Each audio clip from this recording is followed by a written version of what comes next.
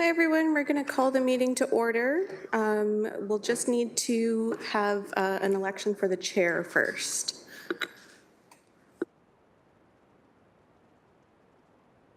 So if somebody could make a motion to appoint a chair, and there will be a seconder and a vote. I'll make a motion to elect Mel to the chair. Okay, seconder? All in favor? Not opposed? Carried.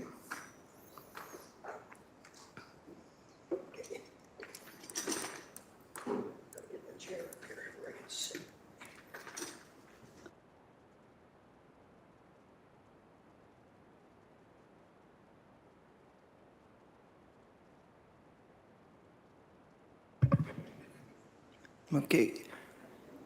Attendance, Bob? Donna? Here. Yeah, just fit it out. Yep, myself, here. Yeah, and Dale and Nick and Marvin are not present.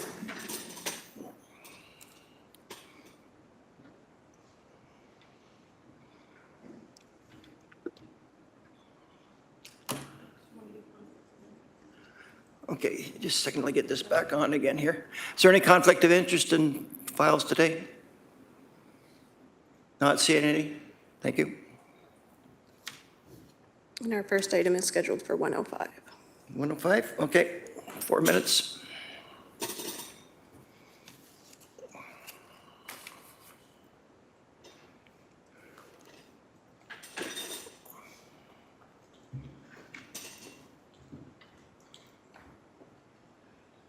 Oh, I'm sorry.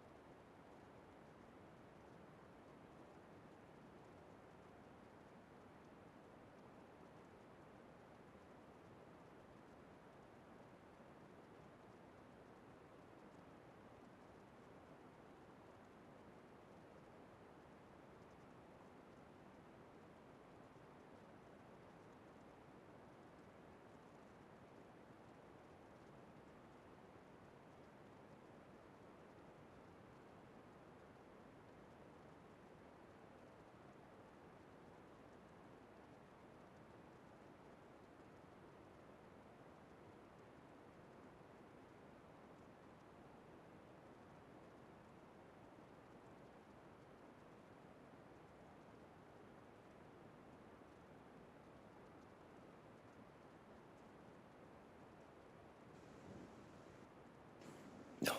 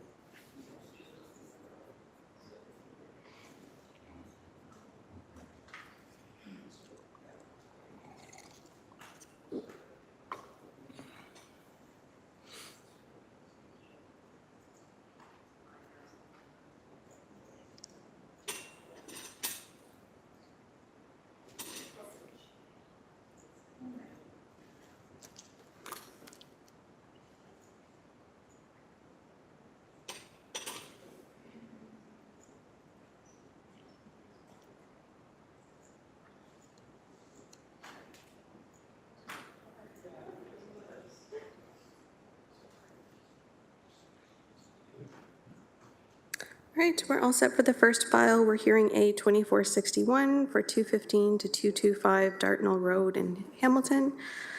Are there any members of the public present who wish to provide comments on this file? Please make yourself known. Seeing none, if the agent for the file could please come forward to the microphone.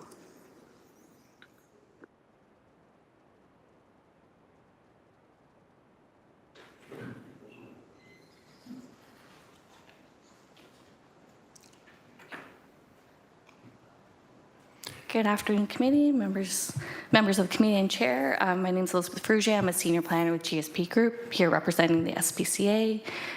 We have no other comments other than we agree with staff's analysis and recommendation, and we look forward to the approval. You read the comments then, did you, to the staff? Yes, we did. And we provided the parking study that was requested, Okay, yeah. as well as there was a letter proving continuous use. Yes, I think everybody got read the letter. Any questions for?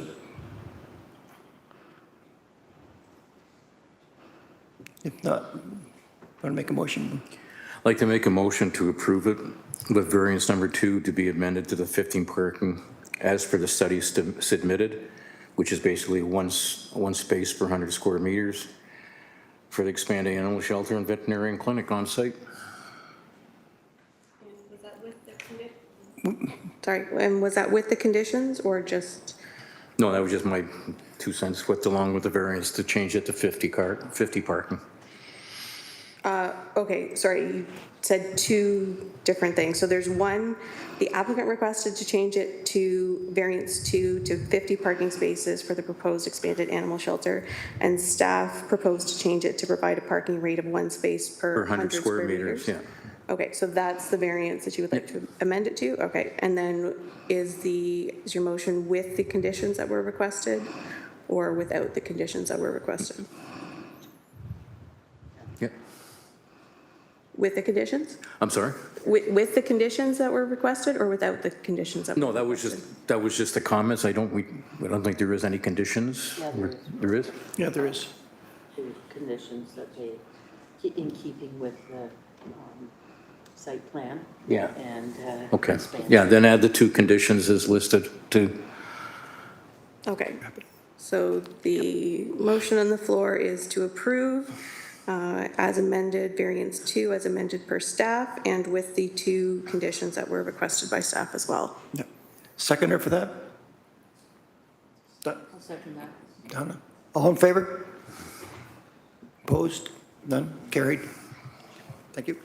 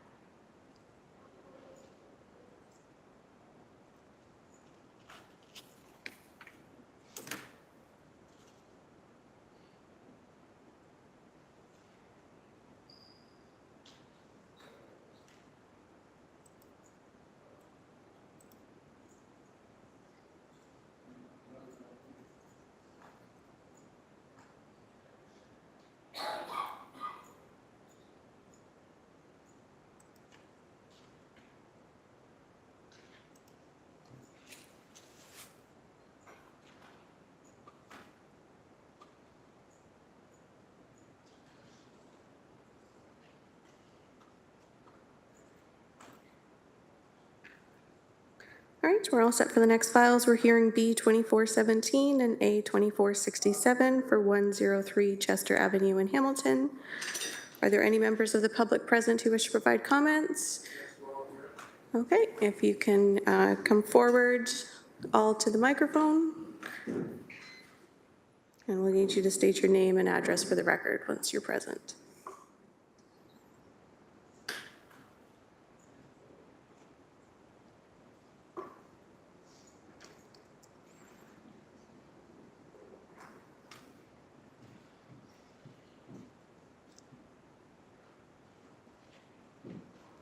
Johannes Floathouse at 85 Chester Avenue.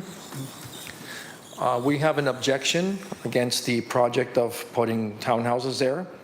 That neighborhood is not fit for it. There are no townhouses nearby. They're all single homes. However, we don't have an objection if they want to share the land to put, let's say, 3 or 4 houses, separate houses. Another thing is that's a snow route, which means there's no parking there. Bus goes by and school bus goes by, which means that any visitors, I don't know how many parking spots you're designating per townhouse, but that means that many visitors are going to park on Annabelle, which is where some of these neighbors live, and they're just going to take the street there to park. He has something about the space for parking, the driveway? Sure, yeah. Name and address, please. Hi, Tim Ryder, 158 Annabelle Street. I just was, a lot of the variances was related to the size of the parking spots for each unit. So I'm sort of against that. I thought that each unit should have a minimum of 2 spots for parking, because if there's not enough parking, then all of the cars are going to overflow onto where we're living on Annabelle Street. I also wanted to bring up another issue, and that is there's school buses. 2 school buses go by that street right in front of the proposed where the proposed development is to pick up kids. So if one of the variances was about making the frontage like the frontage shorter on the townhouses, I think that could lead to a safety issue, because you're going to have a lot of buses go by. There's a lot of people getting in and out of the buses, and if you have all those condo units, that could people could be getting in and out of trying to get in and out of their parking lot. Well, there's city buses. It's a snow road. There could be a safety issue. Okay. Okay. Aaron McFarland, 144 Annabelle Street. I as well have a problem with this development. Gorley Park in total, I believe there is only 1 strip of townhomes, which is brand new, right on the side of the Lincoln Alexander, back down to there. Those lots are much deeper. I believe they're about 45 meters deep, which is allowing space for 2 cars in their driveways. As already commented, according to the plans that have been submitted, don't feel there's enough parking. Most households are going to have 2+ cars. People don't park in their garages. They only park in their driveway. It's going to flood the street with cars. As well, concerns about the snow route, bus route, school buses in the mornings, in afternoons, it's already a mess at the corner there when the buses, and I've already seen instances over the last 5 years that I've been there where there's been near misses because people drive down Chester Street very fast, and if you're going to be putting all those cars out there, it's an accident waiting to happen. Thank you. Daniel Capoferri, 96 Chester Avenue. I actually live right across the street, moved in 3 years ago. I've seen my fair share of issues on that street. It is wide enough for 2.5 cars right now, hardly 3. I have a 2-car driveway, which is barely enough right now for my vehicles and having a visitor. So everybody is required to park across the street because I'm not sure exactly which side it is, but with the 3 new homes that were developed opposite where the townhomes are, you cannot park on that street due to, as others have stated, snow route. You can also not park on the opposite side where there is parking during spring and summer months due to the snow route. School buses and street buses, if somebody is parked already on Chester, the buses cannot pass each other. When there is an issue with the Lincoln Alexander Parkway, Stone Church, as we all know, Rymal and Mohawk are used as backup routes to bypass accidents. Those all get messy during those times, as we're all aware. Chester is used as a bypass for those trying to get to West 5th and bypass Stone Church right now too, which leads to, currently, back up from West 5th past Annabelle and further. So, removing parking pushes people to Annabelle. When there's an issue on the link, there is no through traffic. This happens every morning as well too, turning left and right. So, right now we're dealing with a lot of congestion. Adding an additional 7 or 8 units is going to lead to extreme congestion for school bus routes, for city buses, and for snow route. There's going to be some danger and some issues occurring right now. We see, as my neighbors have stated, some close calls with children already, people ripping it down, pardon my language, ripping it down Chester Avenue. I don't know what other way to put it. There's no stop sign until further down. So it becomes quite an issue, and this will become a further problem for our kids. Thank you. Thank you.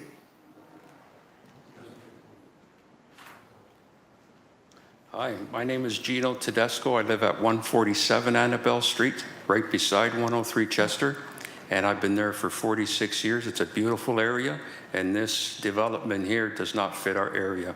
Just scrap it. It's not good. Thank you.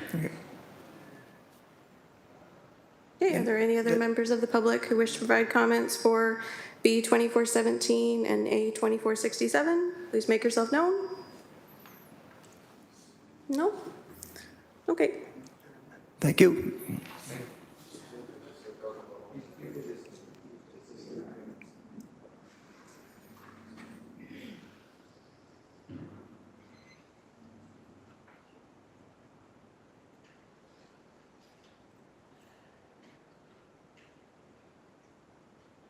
All right, and if we could have the agent please come forward.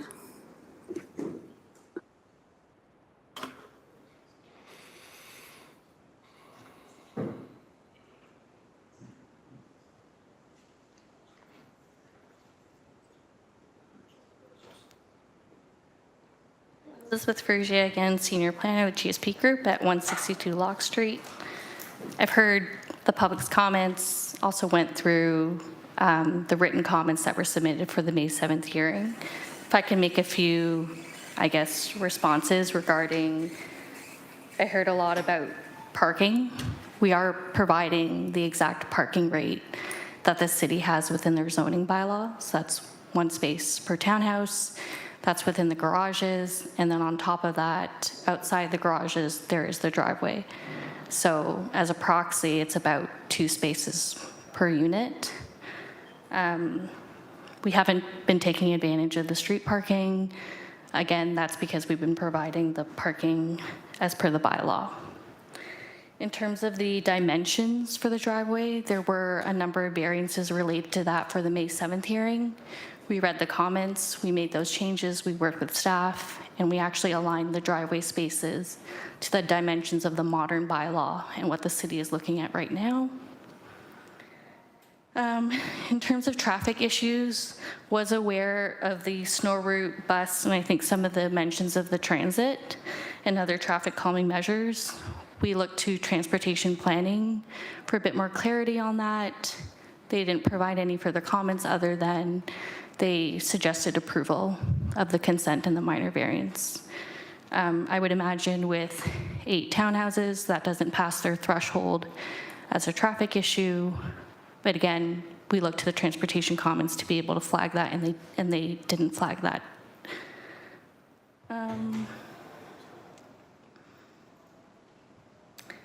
In terms of, I know there was a comment for the front yard and the frontage. So from the May 7th version, we did have a smaller front yard, but after reviewing the written comments, we did increase that by 0.5 meters. I should also mention, so now it's, 4 meters. The bylaw does require 6, so that's why we're asking for the variance. But on top of that, that doesn't include the right-of-way dedication already to the city, which takes up a substantial portion, I think about 10 meters on the property itself. So the 10 meters plus the 4 that we're requesting through the front yard would be 14 meters. I think that was all the questions and comments. Happy to take more questions from the committee. Any questions from the committee?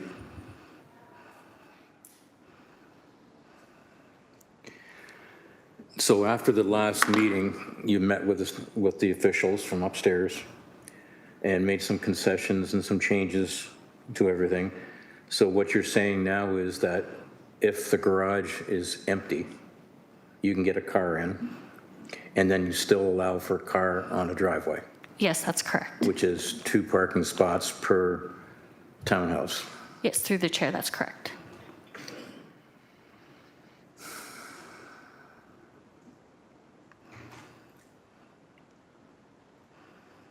Any more questions?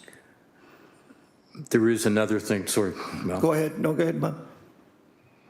The one neighbor really made a valid point that there's no other townhouses in the area that I could see.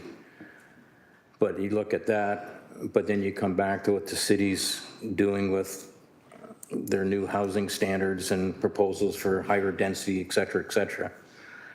It's a tough one to decide what to do with this, so. That's it.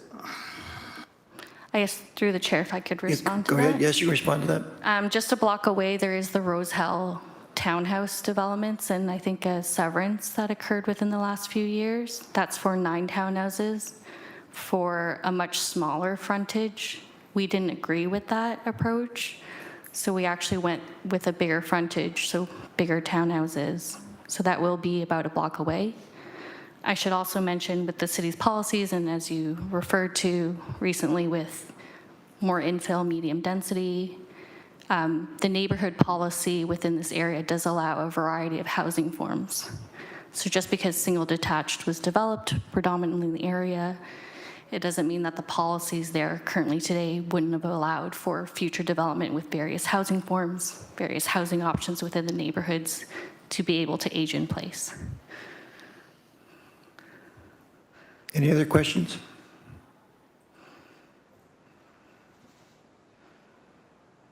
Sebastian? Nothing? Somebody want to make a motion?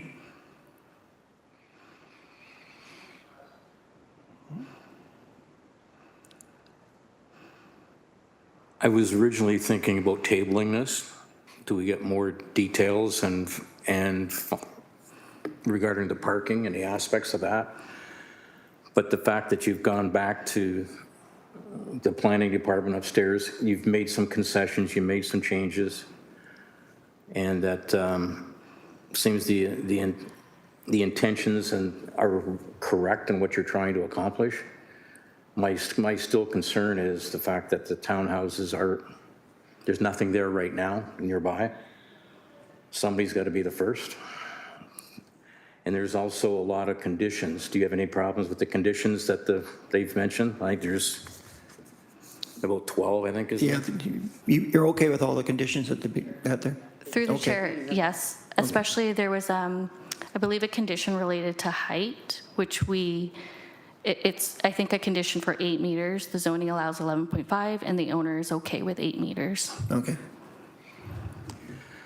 So staff has recommended that they remove the variance 4 and 5. Are you in agreement with that? Through the chair, yes, it was removed because we aligned the driveway and the garage space to the modern bylaw. Like, we made that change, so we didn't need the variance. Okay, so we're looking at approving just variance 1, 2, and 3. That's correct. Is that, okay. Did the staff want to comment on anything like that? Good morning, Spencer Skidmore, Area Planning Manager. That's correct. So we went back and forth with the applicant. They did do some revisions that no longer necessitated those variances. They pushed the units back from the street.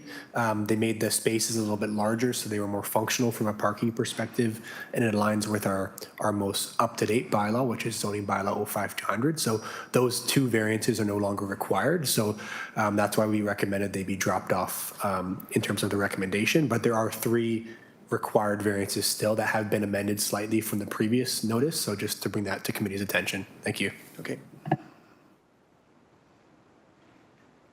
Okay, I'd like to make a motion to approve this for the 3 variances, since the other 2 have disappeared, with all the applicable conditions that are listed. Okay. Seconder for that? I'll second that. None? All in favor? Opposed? If none, carried? That was as amended per the comments package. So variances Yes. 1, 2, and 3 as amended. Okay, thank you. Thank you.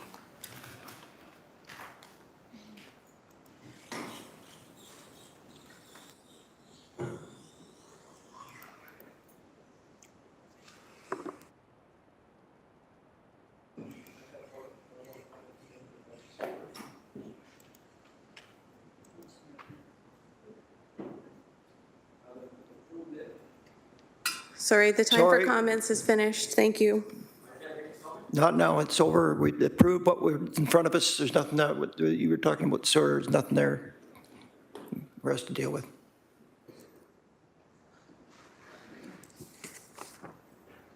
All All right, we're all set for the next item. We are hearing B 2418 for 137 Peter Street. If there are any members of the public who wish to provide comments on this file, please make yourself known.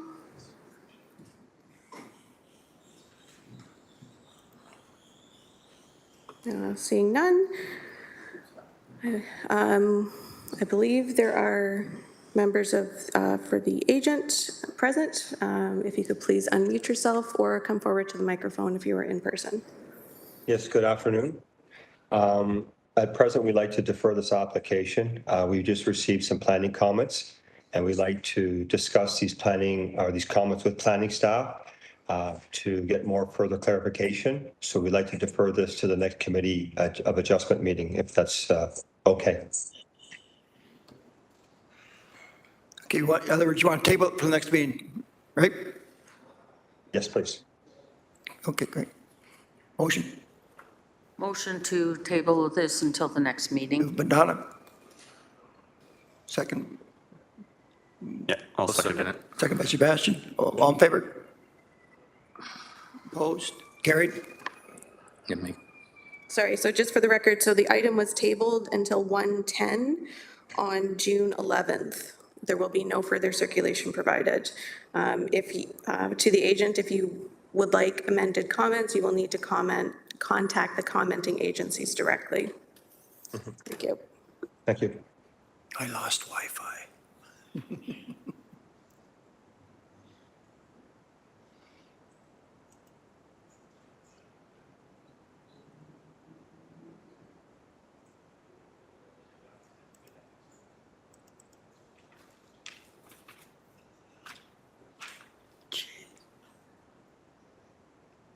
I can't get on now.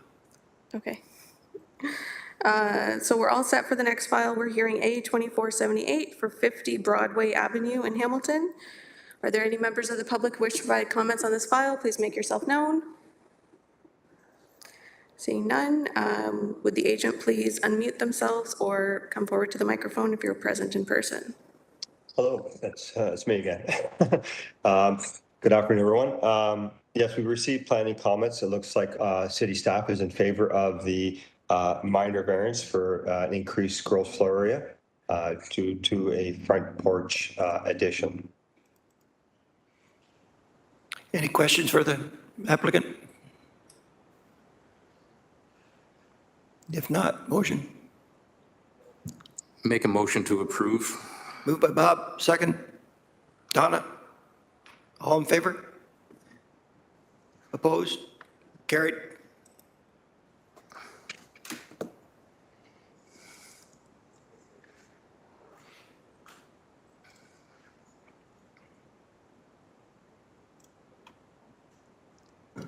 It's not letting me in.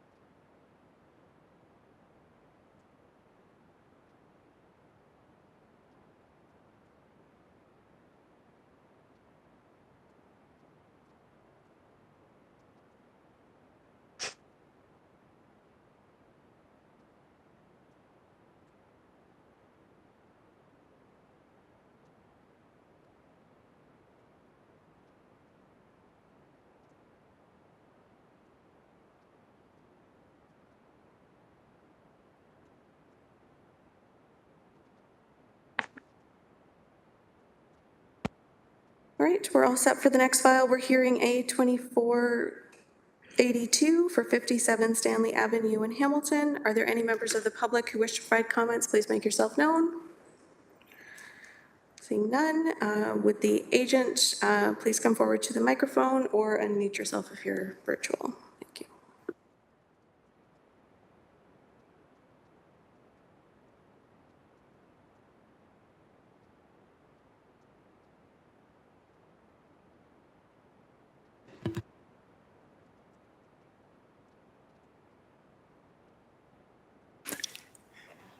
Good Go ahead. afternoon. Yeah. Terry Johns, founder and president of Landwise, representing Mr. Steiner on today's application. You've read the application, any questions on it? No questions. Happy to see staff's support of the variance request. Okay. Questions from the? Sebastian? I'm just going to motion to approve. Okay, motion by Sebastian, I'll second it. seconded by Bob. All in favor? Opposed? None carried. Thank you.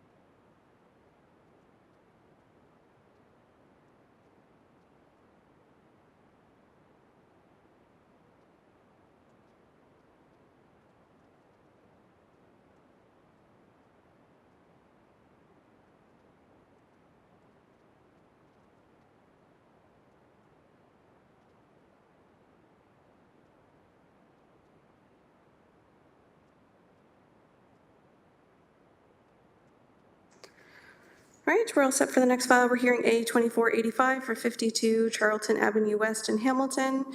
If there are any members of the public who wish to provide comments, please make yourself known. If you could come forward to the microphone and please unmute yourself. Or sorry, state your name and address for the record. Hello, Jesse Wilson from SR Architecture, acting agent on behalf of the client for 52 Charlton Avenue West. Sorry, we're just calling for members of the public. Oh, okay, sorry. Were there any members of the public who wish to provide comments on this file? Please make yourself known. Seeing none. Right. Okay,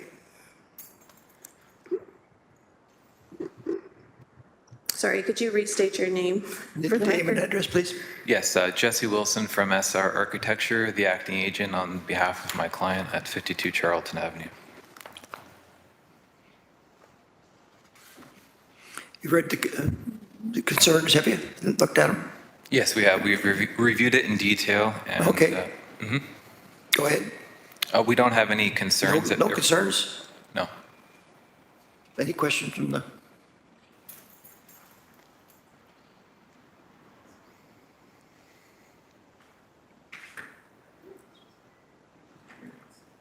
If not, but Make a motion to approve the variances 1 through 8 and the conditions 1 is noted in the staff report. okay. Seconder for that?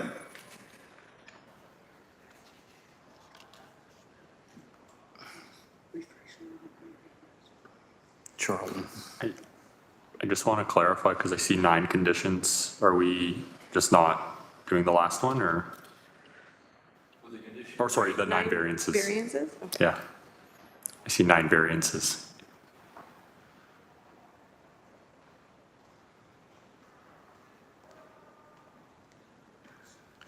I'm just looking at them here.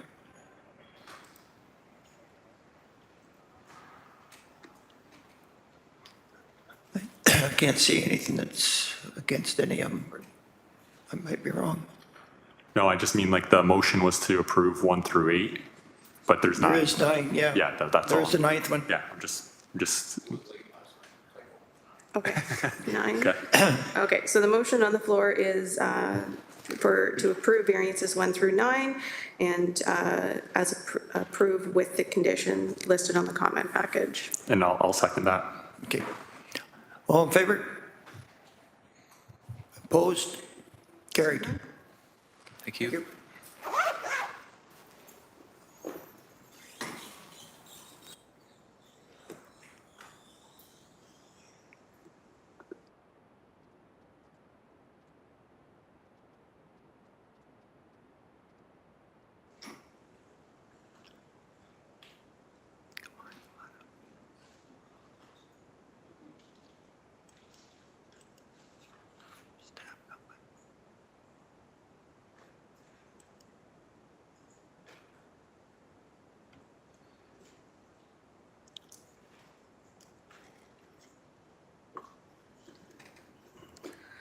All right, we're all set for the next file. We're hearing B 2422 for 427 Cannon Street East in Hamilton.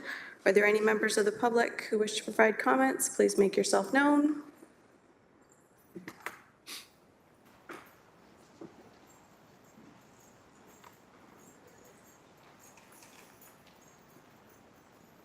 Oh, seeing none. Would the agent for the file please come forward to the microphone or unmute yourself if you're attending virtually? Thank you.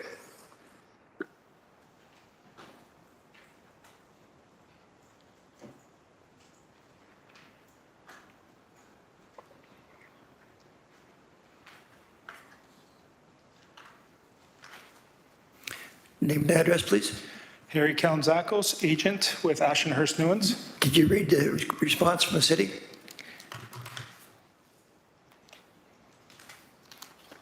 The page recommendation? Is that- Yes, recommendation. Okay. Proposed conditions from development planning are: 1, owner shall submit a deposited Ontario Land Surveyor's reference plan to the Committee of Adjustment Office unless exempt by the Land Registrar. The reference plan must be submitted in PDF and submitted in CAD format, drawn at true scale and location tied to the city coordinate system.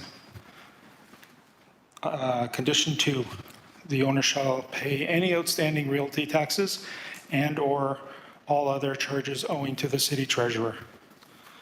Item 3, the owner submits to the Committee of Adjustment Office an administration fee payable to the City of Hamilton to cover the costs of setting up a new tax account for each newly created lot. Item 4, the owner shall submit survey evidence that lands to be severed and the lands to be retained, including the location of any existing structures, parking, landscaping, conform to the requirements of the zoning bylaw or alternatively apply for and receive final approval of any variances from the requirements of the zoning bylaw as determined necessary by the Planning and Economic Development Department, Planning Division. Item 5, the owner applicant shall receive final approval of the appropriate Planning Act application in order to seek relief from the requirements of the zoning bylaw. Item 6, that the owner enter into with the City of Hamilton and register a consent agreement having an administrative fee of $5,065, including grading plan review, to address issues including but not limited to lock grading, drainage to a suitable outlet on the conveyed and retained parcels, detailed grading plan required, erosion and sediment control measures to be included on the grading plan, cash payment requirements for items such as any outstanding servicing costs for existing municipal services adjacent to the property, street trees. City policy requires 1 street tree per lot, inspection of grading, stormwater management infrastructure, and securities for items that may include lot grading, $10,000 grading security, water and sewer services inspections, driveway approaches, relocation of any existing infrastructure, such as hydrants, and any damage during construction. Unknown costs at this time to the satisfaction of the city's Director of Development Engineering. Sorry, did you have questions about these conditions? They're recommended denial. I understand. Yep. So, sorry, those conditions were presented to the committee through the staff comment package. Correct. So did you not ask me to read the comments? No, I just asked you if you had read the comments. Okay. Yeah. My apologies. But they are recommend denial. I understand. Do Okay. you want to continue or do you want to table it to get things straightened out? The planning department recommends denial. I suspect that if we were to demonstrate that we can build a property here to the city, get permits and variances as necessary, I think we could follow the provincial plan and provincial policy. We're adding affordable housing. We're increasing parking that's available. We're not changing the property in any way, shape, or form other than putting in what would be called the newest infrastructure of an additional dwelling unit that fronts on a public lane and a public road. We have plenty of access, and if we were to propose getting a permit for a building permit, I think we would be accepted. We're trying to sever the property and follow what has already been accepted in the neighborhood, one across the street, one at the other end of the lane. I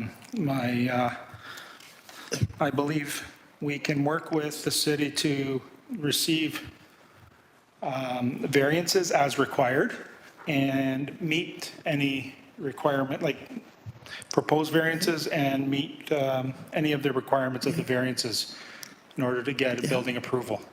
We're sitting here looking at what we're given to us, so. I understand. Tell us denial. I'd like to make a motion that we tabled it.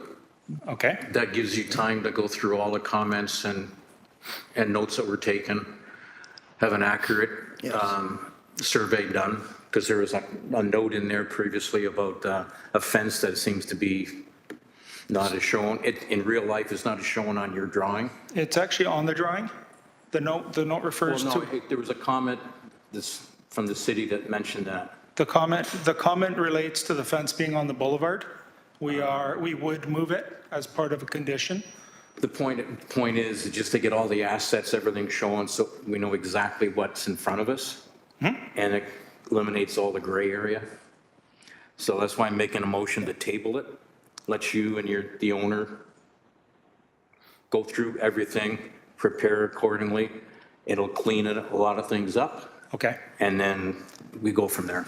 So I understand. Okay. We'll deal with the planning department on their comments, and if they can remove some of them, then we can present it in a more. Work that out with the planning department, get Perfect. that and bring it back so it's straightforward in front of us, because there's areas here it's kind of gray and we don't know, we're only dealing with what we got in front of us. Okay. And what you're trying to say is changing some of the things. We got a motion to the table, seconder? I just make one more comment on that. Okay.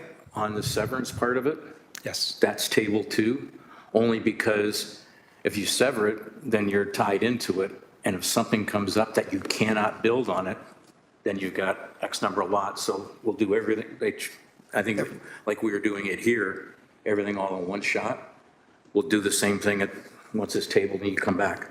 You're recommending that I seek Even the severance. approval from the table. variances? Yeah. Yep. Okay. Okay, I understand. Need a seconder on that? Sebastian? Yeah, I'll second it. All in favor? Opposed? If not, carried. Table. Get things together and if the planning and come back. And then come back and reschedule a date? Okay.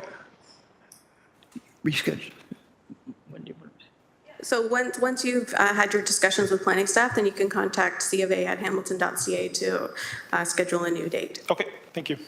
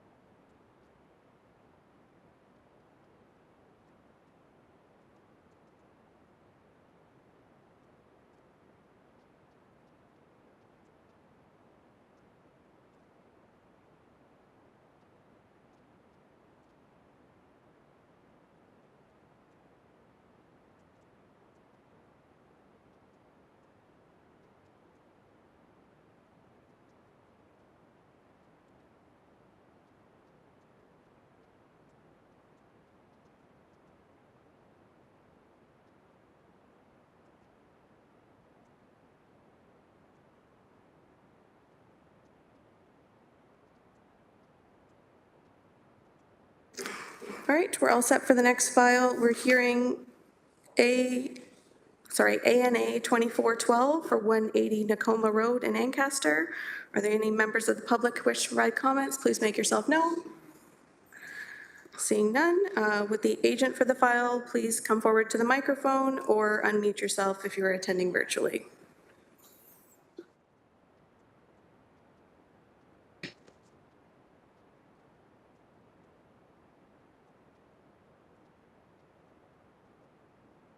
Go ahead, name and address, please. It's Michael Bateman. I'm the agent for the project and the architect. It's 1048 Broadview Avenue, Toronto. Did you look at the response from the, Yes, I did look at it. I'm asking the committee to approve all 4 variances. The last variances, which the city recommend not approving, I believe should be approved because it's an additional cost to the client. It's something that's very new, that's been only recently passed.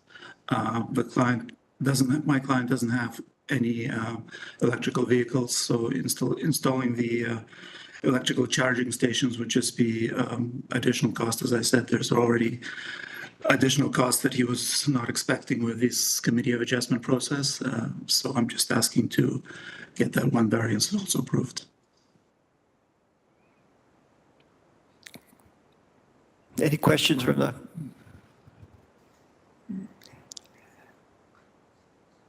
I have a question for the planning department on this EV parking.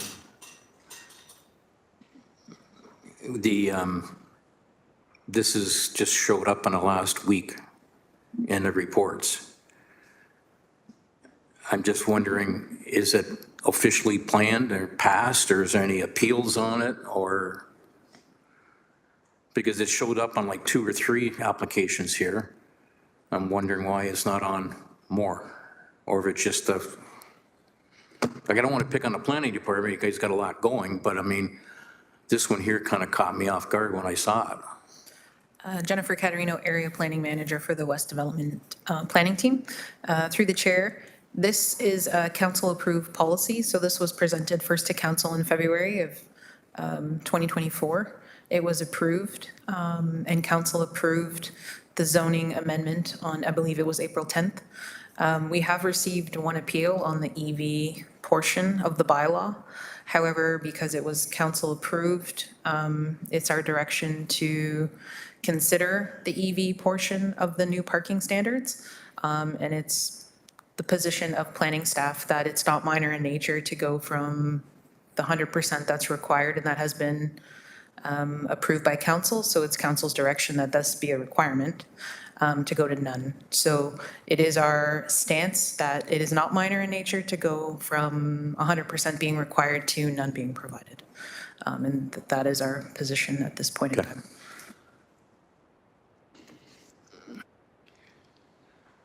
others, I see it's probably required by that, what she's saying. That's what I wanted to bring out. Yeah. The history of it, rather than just on paper here. Yeah, okay. So theoretically, this application has 2 variances. The first one's, and then now the second one. And, yeah. So in order to get this motion or this application approved, he's got to put in his EV. That's what we're hearing from staff. Yeah. Any questions on that, what staff just answered? And Yes, could I? Yeah, that requirement was actually passed after the application was made, so that's another reason why I think it should be approved without the EV requirement. So I would just ask, and yeah, or as I said, 2 charging stations are quite expensive. Might be willing to do 1 station, but ideally I would prefer not to have any. I don't know why there is actually a requirement. Yeah, as I said, it's been passed after the application was made, so I believe it shouldn't apply to this application. I just have a question for city staff. When it says, 100% for all parking provided, like I'll give an example. If they put in a charging port that can technically reach all of the parking spaces, would that still count as 100%? My question kind of is like they don't have to install multiple ones. They can just have one as long as it reaches the different parking spaces. And the other portion of that is that I know with a lot of the builds that are happening, they don't necessarily complete the charging station. They'll install the wiring, they'll install essentially the infrastructure for the port, but they don't complete it. So is it mandatory for them to complete it or just have it built in, so there is a place to complete it. So I'm just curious at what 100% means. So through the chair, it's my understanding that the zoning only requires that the conduit be included in the construction. So considering that this is going to be a new construction of a new garage, the requirement to meet the zoning would just be that they show the conduit in both parking spaces. Now, the question you have about if they can put in one sort of, I'm assuming conduit that reaches both spaces, that would be something we would have to get confirmed with the zoning team. However, it's my understanding that they would have to put the conduit in both spaces to be deemed to comply with the 100% requirement. No, I'm not an expert on electric vehicles, but are they requiring 220 volt, the higher end, quicker charge versus the 110, which is a heck of a lot slower? Has that been defined of what an EV station is for a residential? So through the chair, again, I'm also not an electrical expert here, but it's my understanding that a stage two? It's a stage 2 requirement. And again, I don't know exactly what that means, and I apologize for not knowing more about it, but I do think it is the stage 2 requirement that they have to achieve. Which I think is 220 volt then, Yeah. which is the median, so to speak, versus 110. So what you're saying then is if the conduit is there and it's roughed in for future use, that's okay. Through the chair, yes, that's my understanding. So as long as the conduit is shown on the plans and the building permit plans, it's my understanding the zoning team will clear that space as being EV ready.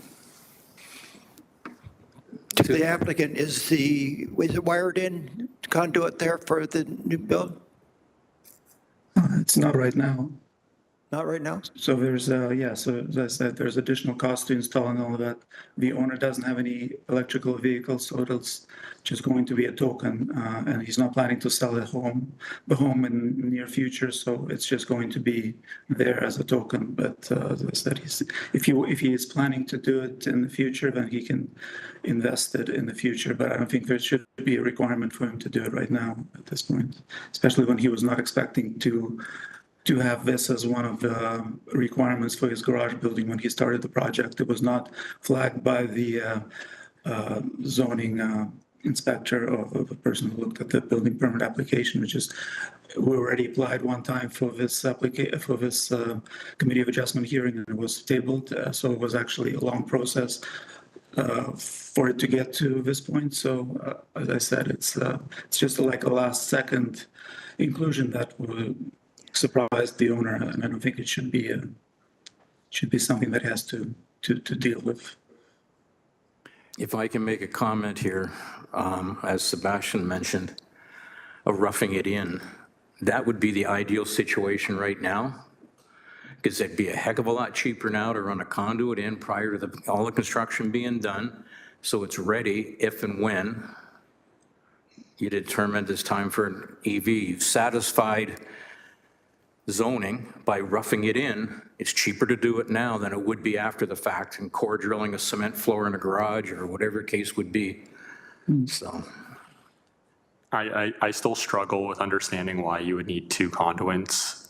Like you have a 2-car garage, and like if you had one between both cars, you could reach both cars. It doesn't make sense why like I without making too much more comments, but I would be, I don't know if we can potentially, look at being a bit more flexible with that, or getting a firm definition of what 100% is.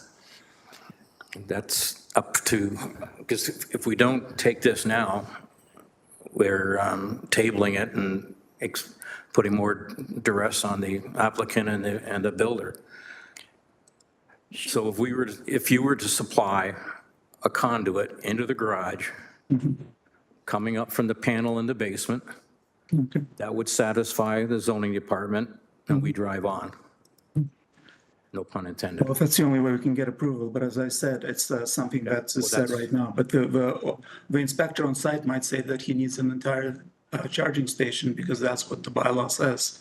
There's nothing about just conduit. There's actually specifically says that the charging station is required. So it's an interpretation that is, it's very, right now you might be saying it's just a conduit, but the inspector might say he needs so if you can include that just a conduit is required, it's probably just one, that would be okay. You're 100% right on that, but the thing is, if a conduit is put in for a future EV, which has no use right now because your client does not have an EV vehicle, the conduit's in.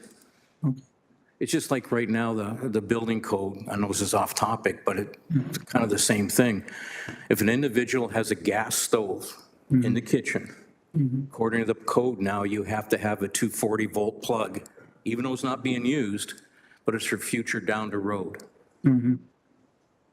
So this is the same type of thing. You're putting it in, the conduit in, and God knows what fixture is supposed to be there, if it's a Tesla or for a whatever, I don't know. And that's why I think we get the rough-in conduit.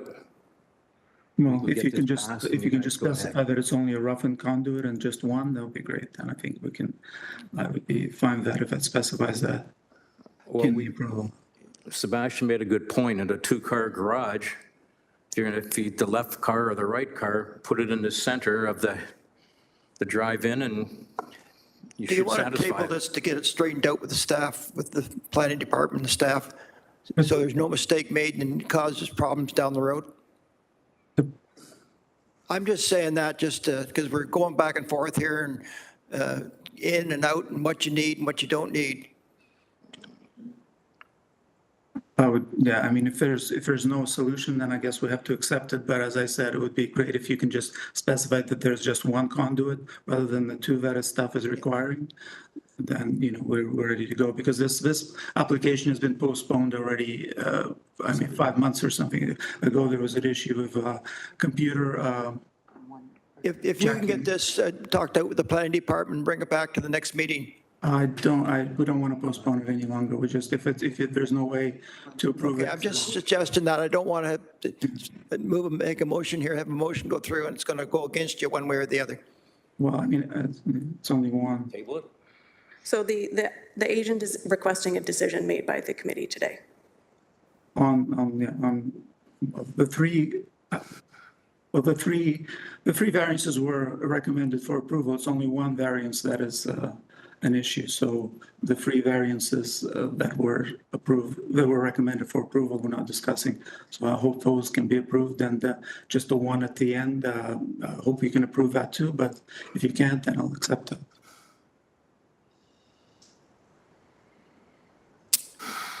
Committee. I'm not sure how I can word this, but a motion to approve for a conduit for a future EV station, subject to the interpretation of the building code and hydro. Because there was mention about two conduits. You could run one conduit and have two charging stations off. It's just depending how big the conduit is, and how many wires are in it.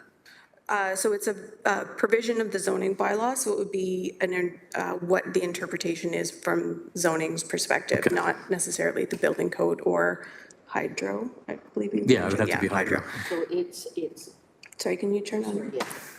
So it's planning, so it's planning's No. Push the other button. So, yes, it's over. There. Nope. No, you're on. It's on now, okay. So it is planning's interpretation of what 100% is. Is that what I'm understanding? It's the interpreter of the zoning bylaw. Zoning bylaw. So to the staff, at 100%, is in the bylaw, is there an interpretation of 100%? Like, is it necessary, like we're talking about, having one that services both vehicles? Does that make it 100%? Or is there a definition in the bylaw that says 100%? Through the chair, so because this is a new zoning regulation, it hasn't necessarily been tested in this regard. I assume as we start using the bylaw a little bit more, there will be some maybe leeway for this type of thing if it's acceptable. It's just at this point in time, it's one conduit per parking space is the requirement. So I believe that's been put on record when this was presented to Planning Committee. We have senior staff explaining it that way. That's the interpretation. That's the intent behind the bylaw. And so that's why planning staff is taking the position that we're taking on it. So can we not just modify it to approve with 50% instead of 100? And then we just move forward? And that would, there wouldn't be an interpretation there. That's one conduit. I agree with that, only because if it's a two-car garage, that's 2 parking spots. Yep. If you have 2 parking spots in the driveway in front of the garage, that's another 2, so he's got to have 4 individual charging units? Or plugs, whatever. Sorry, we do have zoning staff who might be able to provide additional, we do have zoning staff who are in attendance at the meeting who might be able to provide additional clarification. Through the chair, Emily Coe, Acting Manager of Zoning and Committee of Adjustment.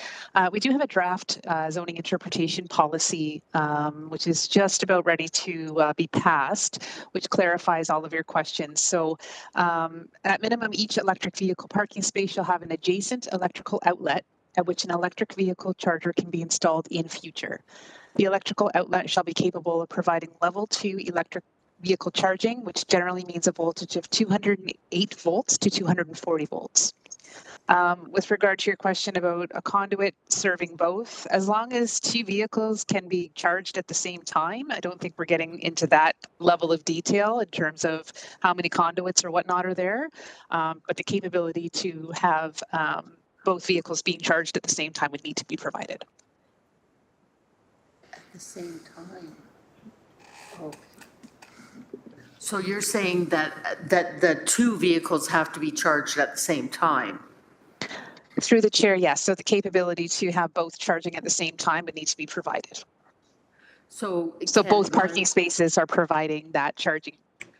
So if he has 1 post and they can be charged simultaneously on the 1 post, that's considered 100%? Through the chair, yes. I mean, as long as the capability for each car to be charged at the same time, each parking space, that's the intent of the zoning bylaw. How that's provided, we're not getting into that level of detail through the zoning. Okay. Well, that makes sense then. Would it pass here what they're asking if they just put the conduit in now? Would that suffice the zoning? So through the chair, there needs to be an adjacent electrical outlet for which a charging or electrical vehicle charger can be installed in future, whether that's the plug or whatnot. Oh, okay. So they don't have to put in the station? No. So in other words, then we could pass this, providing the applicant or the contractor, whatever, puts the roughs in the conduit for future EV. Is that right, Tony? Through the chair, yeah, so in terms of building permit stage, they would just need to make a notation on their plan that, those chargers will be installed and that parking space is considered to be EV ready per the policy that I just read.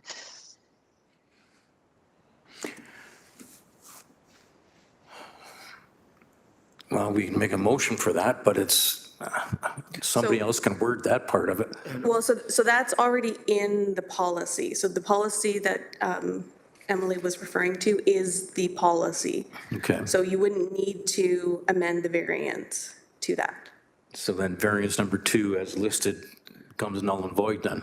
No, that would be, so you could remove that variance. You could pass variances 1, 2, and 3, because there's 2 different bylaws, so there's 2 1s and 2 2s. So you could, whoever wants to make a motion, could make a motion that all 4 variances are approved. You can make a motion that variances 1 and 2 for bylaw 8757 and variance 1 for 05200 are approved, and variance 2 for 05200 is denied.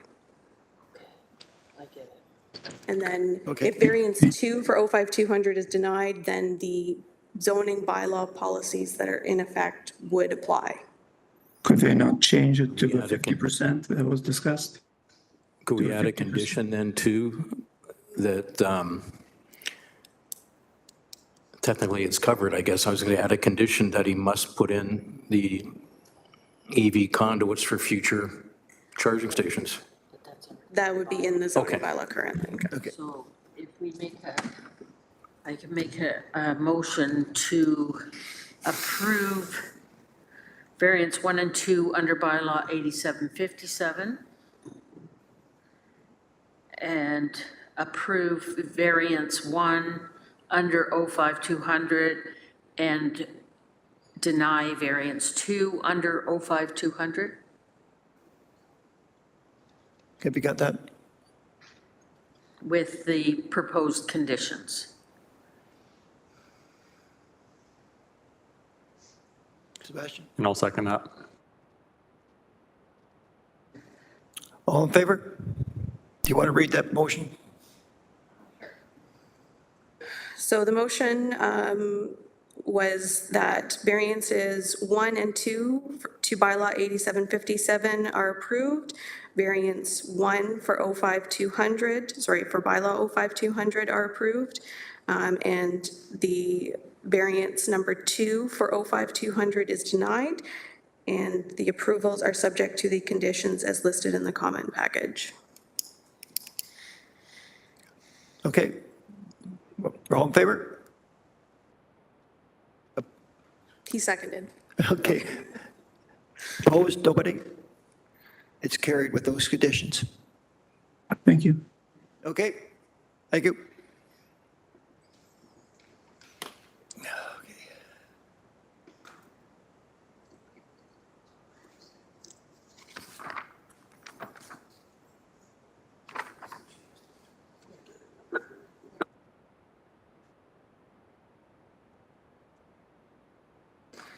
All right, we're all set for the next file. We're hearing A2480 for 262 Springbrook Avenue in Ancaster. If there are any members of the public who wish to provide comments, please make yourself known. Seeing none, would the agent for the file please come forward to the microphone or unmute yourself if you are attending virtually?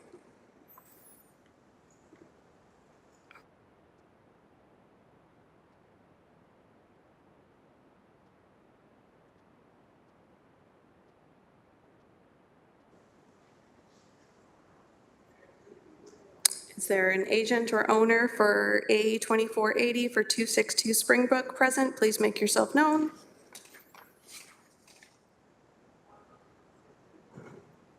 Seeing none, Mr. Chair. Do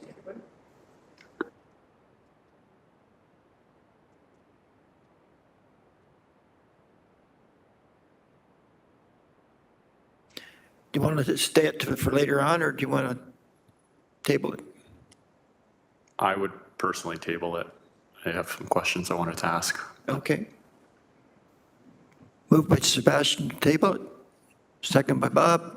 All in favor? Opposed? Carried for a table.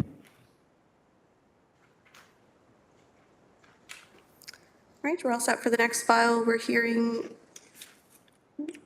A2483 for 78 Crichton Road in Dundas. Are there any members of the public who wish to provide comments? Please make yourself known. Seeing none, Mr. Chair, would the applicant for the file please come forward to the microphone or unmute yourself if you're attending virtually? Good afternoon, committee members, Mr. Chair. I'm attending virtually. Graham Barrett, STL Planning and Design, 1547 Bloor Street, West Toronto. Go ahead, and you read the responses? Any questions? Yes, I've read the staff report. I appreciate the supportive comments. I did have one question that I wanted to ask. I note the comment from zoning suggests amending variance number 1 to read to permit a maximum size of 54 square meters for an accessory building.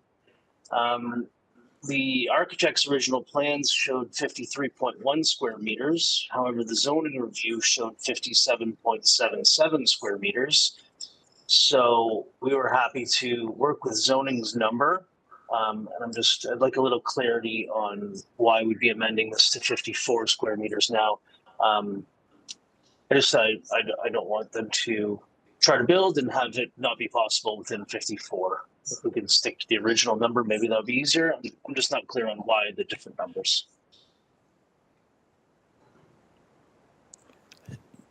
The staff, I believe that was a question to zoning staff, and I'm not sure that we have zoning staff who are able to speak to this specific item present. okay.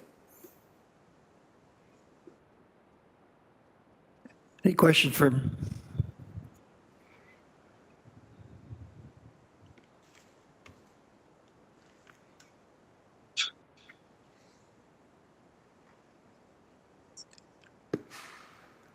The variance 2 is asking for a reduction or an increase in the maximum height. Bylaw states 4.5 and the client's asking for 6.1.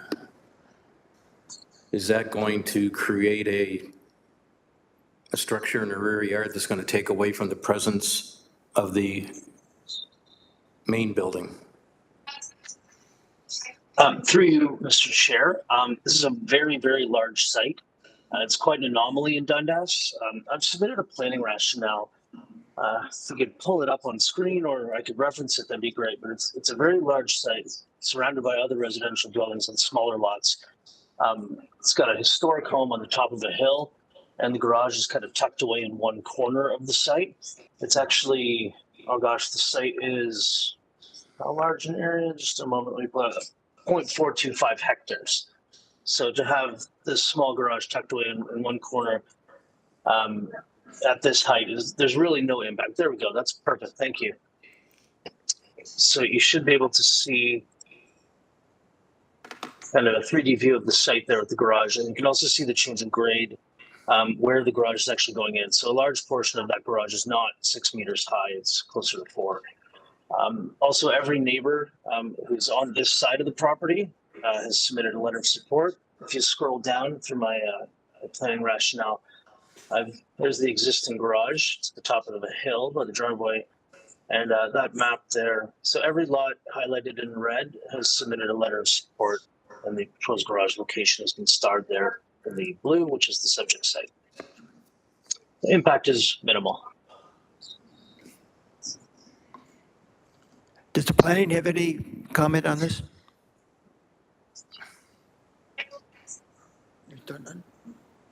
Through the chair to the committee member, Joe Bordeloni, Development Planning, and with respect to the building height, I would have to echo the applicant's comments. It is a large site. Staff reviewed it against also the sort of the grading of the site. We've noticed that the grading kind of dips. So in looking at the surrounding area and its impact to the existing single detached dwelling, we feel that that height being proposed will not sort of take away from the secondary nature of the garage or the accessory dwelling or structure and are in support of the variance. What about the concern that the applicant has in regards to the square meter amount for the accessory building? Through the chair to the committee member, if you're referencing the discrepancy between the square footage, I'm not too sure. That would be a zoning staff comment. Planning staff reviewed it against the variance that was noted on the notice, so it would be the 58 square meters. From what I see, the staff was okay with that. Any more questions? Based on this, I think we can make a motion to approve the variances as submitted. Seconder on that? I'll second it. Second, Madonna. All in favor? Opposed? None? Carried? Thank you. Thank you very much.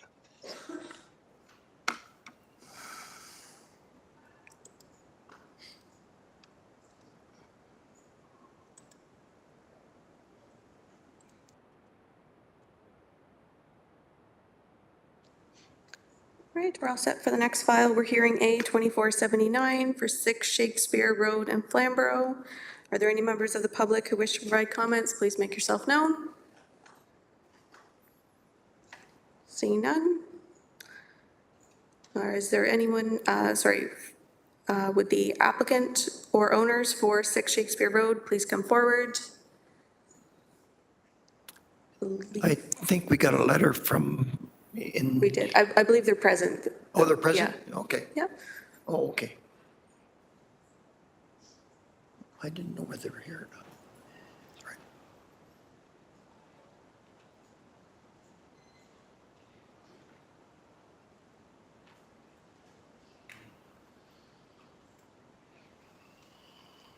Name and address, please. Fabio and Nadia DiVincenzo, 6 Shakespeare Road, Dundas. Did you read the comments? We did, sir.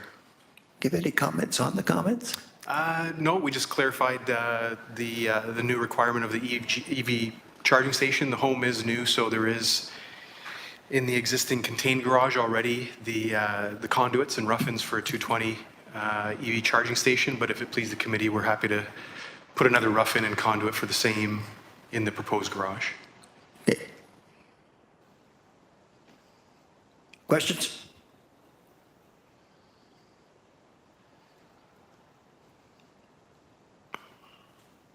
I'm just going to motion to approve variances 1, 2, 3, and then deny variance 4.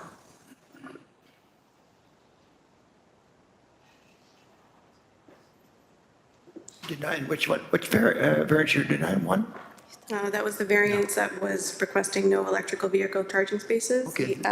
Our applicant requested, or Yeah, apologize. I want to make sure I was right on this. They said that they were okay with it. So we're deleting variance 4. That's the motion.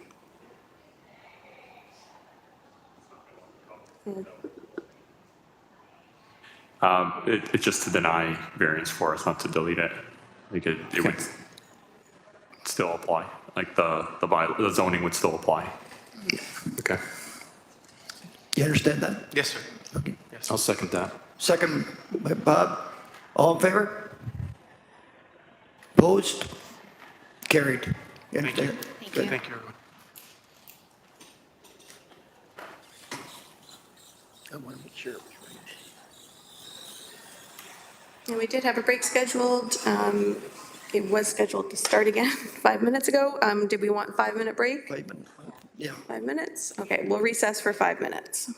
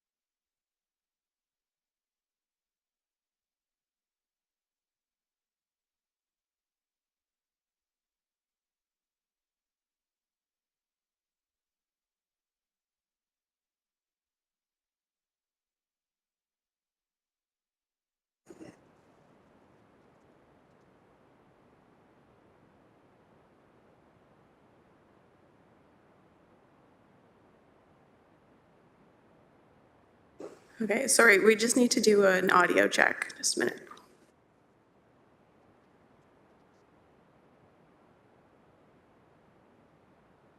Testing, 1, 2, 3.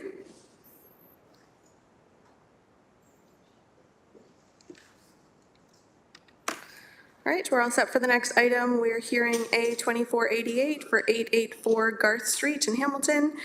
Are there any members of the public who wish to provide comments? Please make yourself known. Seeing none, the owner, please unmute yourself or come forward to the microphone if you're in person. Hello, I'm here virtually. Name and address, please. Tessa Heyman, 884 Garth Street, Hamilton, Ontario, L9C4K9. Did you read the response from the city? I did note the comments. They were minimal. I was a little bit confused. I have done this all on my own, so I apologize that I don't quite understand some of the commentary, and perhaps someone could provide. They are recommending tabling it, so whether that would help you get things straightened around, or? Well, I don't believe there's anything delaying it. The only thing I'm confused about is the second point.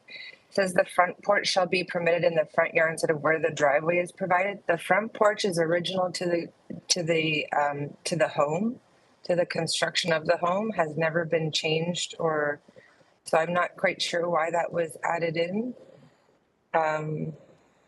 It as it is original to the home. I do apologize to the committee and to the city for having this variance after the fact due to my ignorance of, I didn't realize I needed a variance to change a gravel driveway to pavement. I'm not understanding what they were, I'm not able to provide a plan that is drawn to scale. I am a medical evacuation nurse, and I am out west on an extended work contract. And I provided the drawings based on the data provided to me by the members of the Committee of Adjustment that I spoke with. I drew everything according to what they requested. They told me it was okay, that the drawing was not to scale. And I do not believe it affects anything, or that there's any reason why this should not be approved today. It's a fairly simple, straightforward issue, and there didn't seem to be any objections from the city or the planning committee. Perhaps the Committee of Adjustment could comment. Would somebody been planning to comment on that?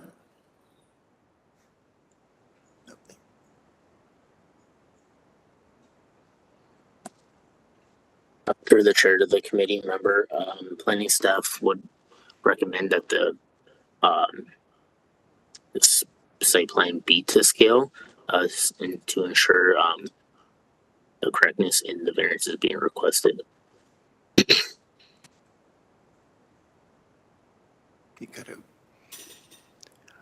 Other words, they're requesting that till they get things straightened out, that it be tabled to sit down and make sure everything's correct. I think that's what I'm hearing. Is that right?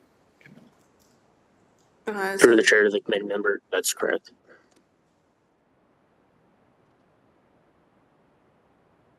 Are you okay with that?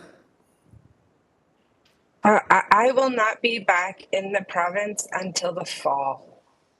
I have been slightly harassed by the city in the Department of Parking because of this issue. I'm not quite sure, like the measurements will not change from what was provided on the drawings that I gave, regardless of scale or not. The measurements are all the same. So the calculations used to come to the conclusion would not change either. What they have suggested, the 32.3% shall be permitted, is completely accurate to the measurements provided, regardless of scale. As I mentioned, the measurements are not going to change. Those are the measurements of the property.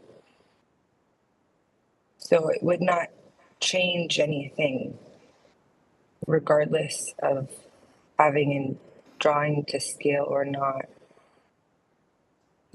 Is this a new driveway? I No. thought I heard you say you just switched it from a gravel to a paved driveway? You didn't enlarge it or anything like that? No, so the area that was there, and I have provided letters from my neighbors on either side as well verifying that, the driveway had a paved, tar paved section.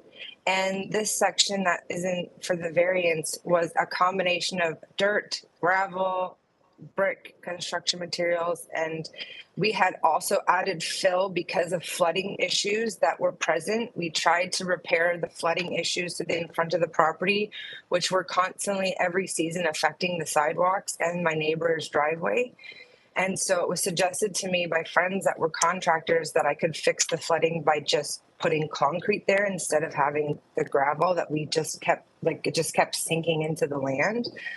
So that's what I did. I just took that area that we were already using for parking, but it was just a mixture of materials, and I made it concrete, and it fixed all of the flooding issues. So this is an after the fact variance, because again, I apologize, I didn't know I needed a variance to change from gravel to concrete. Okay. It looks like the variance is requesting the, not changing it from gravel to tarring it. It looks like that you have to have 50% landscape in your front yard, and right now you only have 32.3%. So that's what the when I variance paved is it. requesting. Yes, so that's what they told me I had to do, because the problem that this created wasn't that I paved the driveway, it was that I reduced the green space. So they told me that the only thing I needed to do is, because my green space has been reduced to the 32.3% that is stated on the document, that I needed to bring this forward to say, I've done this. Now I have to do a variance after the fact, because I was, again, I apologize, unaware that I needed it in the first place. The driveway has already been paved, concrete. The entire area that is shown is all concrete, which fixed all of the flooding problems to my property, to my neighbors, and to the sidewalk of the public domain. Okay. And is the staff member still there? Planning staff? The planning staff, yeah, that was speaking. Are they still there? So the reason for tabling is because you want full drawings, even though you know that it's 32% landscape down from 50%.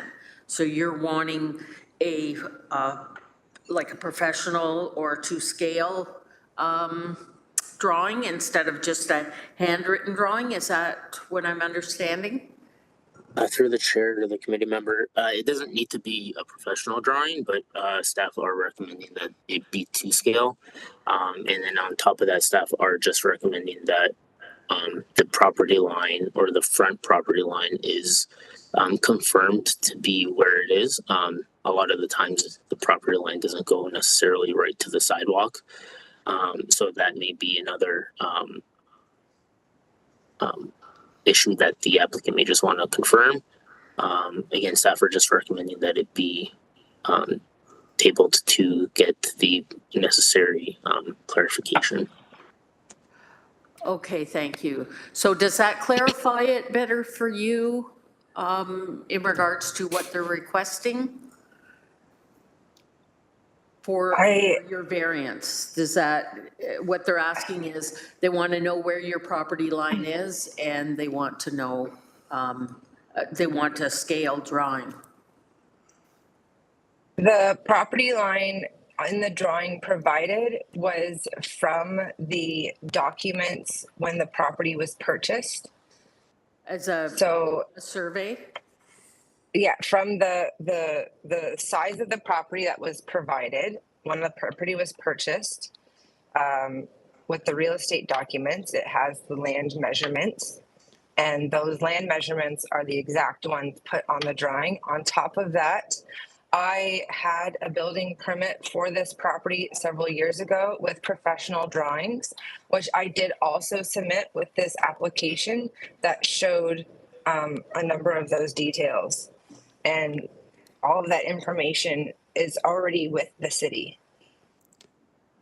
So, I'll let you go. Okay, no, go ahead. Go ahead, Sebastian. Yeah, I just have a couple questions. So, like I looked at your drawing, you have it essentially drawn like the property line to the sidewalk. I see you have like a utility pole in the front yard. Like usually you would stop after the utility pole for those kind of drawings. Like that's probably some of the concerns that they're having. The other thing that I wanted to ask is, when did you originally purchase the property? Because I know you're saying you used that section as like a gravel parking to begin with, but I'm literally looking at a picture from June 2022, so like 2 years ago, and that it looks like green space to me, like where you're showing on your drawing. It's likely a parking area for you, but it looks like green space just shy of 2 years ago. So I'm not sure like when all of this was converted, and maybe like staff are saying, like the drawing may not be to scale. So how I'm looking at that drawing versus what it's actually there, it might not reflect accurately. And that's probably why they're having those concerns to have it drawn to scale and drawn properly. I've had the property since 2015, and yes, it looks, because there was a mixture of materials, we did have grass popping up, but what you're not seeing is that around the grass is a complete mixture of like I said, gravel, brick, and construction materials in that entire front area where it is now concrete. But because of the mixture of materials, yes, grass was sporadically still growing, and there was sinking in that area. So it's very hard to tell unless you're standing on the sidewalk looking at the property and being able to see that it's not fully grass. I think I'd like to put a motion forward to table this. I think there's a lot more that needs to be spoken about with the planning or zoning department. So I agree that it needs to be tabled. I'll second that. All in favor? Opposed? If not, what you can do is try to get this to the committee or to zoning and planning right away, the exact measurements, and might be able to bring it back to the next meeting if possible. How would I do that?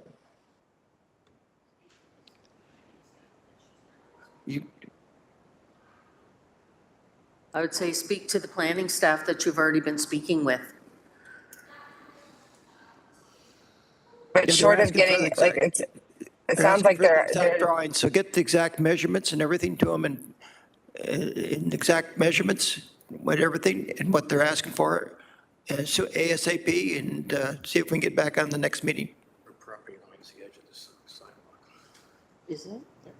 Okay. Put utility poles on private property. Yeah, but you better. All right, we're all set for the next file. We're Okay, hearing. just a second, she's done.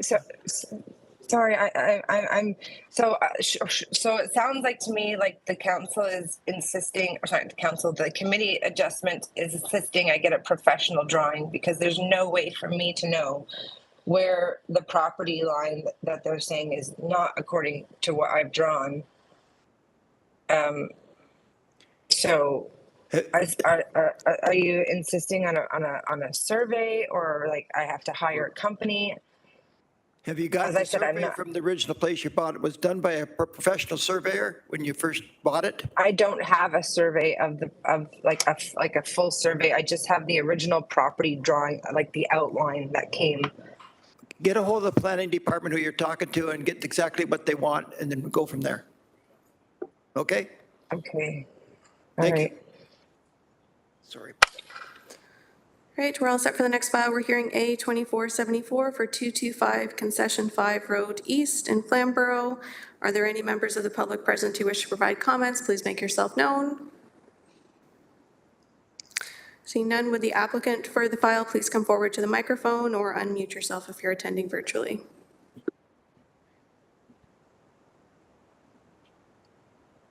Is the applicant there?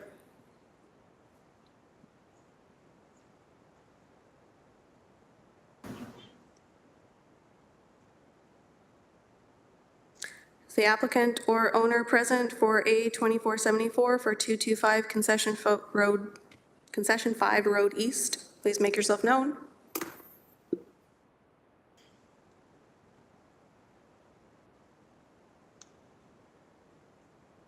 Nobody here?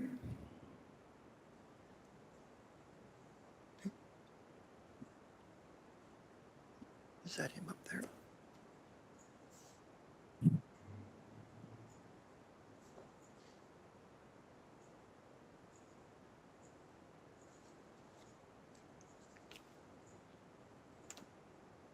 Nobody here from 225 Concession 5 Road? No, it does not appear so. I have someone who is turning their microphone on, but we cannot hear them. And I don't believe they're the agent or the owner for the file.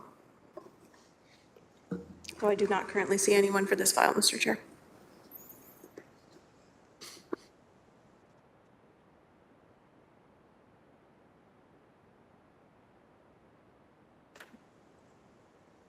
Nobody there? Do you want to table it? I'll motion that we table it. Seconder? Second by Bob. All in favor? Opposed? None? Carried? Tabled?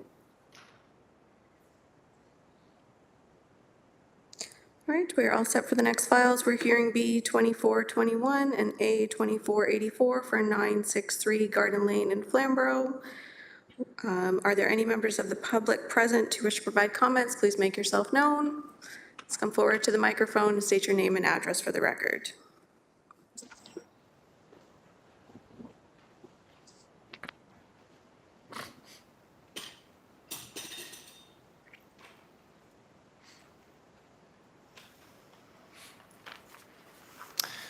Hi, my name's Evan Jared, and I live at 971 Garden Lane in Flamborough, neighbor to the proposed changes. I'm here just to state that we don't believe these requests should be allowed to go forward, as they're not minor variances when everything that's being asked is considered all at the same time. I've written something up here that kind of states 4 points that I have. This property is located within the Greenbelt Plan, specifically part of the Parkway Belt West Plan. The City of Hamilton's official plan in Chapter C states that in the case of discrepancy between the Parkway Belt West Plan and this plan, the most restrictive policies would prevail, provided that they are consistent with its intent and purpose. The applicant is also asking for the severed lands A1 to be only 2.49 hectares, which is 6.1 acres. The lands zoned A1 according to the zoning bylaw in the section require a minimum of 100 acres. This is a 94% reduction. A change of this magnitude is not a minor variance, nor in the spirit of the zoning bylaw or official plan. Another point I have is that the applicant is asking for the severed S1 lot area to be 0.14 hectares, which is 0.34 acres. The lands zoned S1 according to the zoning bylaw section require a minimum of a 1 acre lot or 0.4 hectares to allow for private wastewater and like drinking water services. To this point, this is a 65% reduction to the current zoning bylaw, which is also a substantial deficiency in my opinion. And I have one more point. The applicant is asking for the severed S1 frontage to be 24.5 meters. In the zoning bylaw, It's required that it be 30 meters. So again, this is a substantial reduction. By allowing the minimum lot width to be reduced, will make the remaining lot, the newly created lot that they're asking to create, S1A1 frontages, to be too small for both the S1 zoning allocations, and it's not in the zoning bylaw official plan. So altogether, with the points that I've raised, I believe these aren't minor variances and they should be considered not allowed to happen. We also understand that there's an affordability crisis in the housing market and that these applicants are proposing this in order to create a home for their child, which I think is a great idea, but I don't believe this is the way to go about creating affordable housing by sinking one home on a 6.5 acre lot that currently is at use as an agricultural field. We also believe that the reduced lot size will affect the agricultural operation that's currently happening. Although they say it won't, we just want to be sure that if that is the case, that's great. But if we start allowing minor variances like this in our neighborhood, who's to say down the road there won't be more minor variances that are approved, and that would affect the rural setting of the homes in the area. I think that's all I have to say. Thank you. Thank you.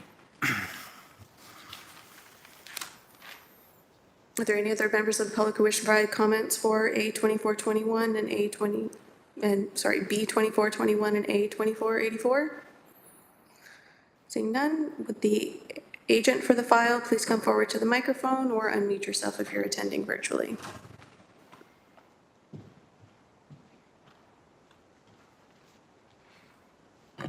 Name and address, please. Good afternoon, Mr. Chair, members of the committee. My name is Justin Mamoni. I'm an associate and planner with Paul Brown and Associates. Address for the office is 162 Guelph Street in Georgetown. But I'm personally a resident of Hamilton. You read what they're Pardon me? planning to deny in the application. Did you read that? We have reviewed the comments. We've received the public comments as well as those presented today. Continue. And we'd like to actually continue the discussion with staff and request that the committee table the applications today, if you may. Okay. Committee? I'll make a motion to table the application. Seconder? Sebastian? Oh, sorry. No, go ahead. All in favor? Opposed? All in favor. Okay. It's carried. Thank you. Application tabled.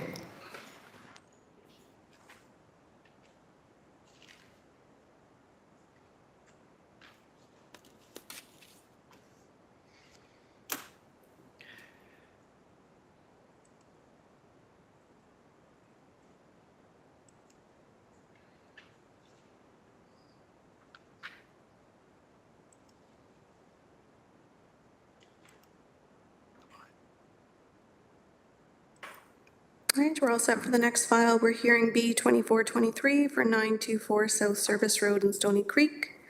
Are there any members of the public who wish to provide comments? Please make yourself known. Seeing none, would the agent for the file please come forward to the microphone or unmute yourself if you're attending virtually?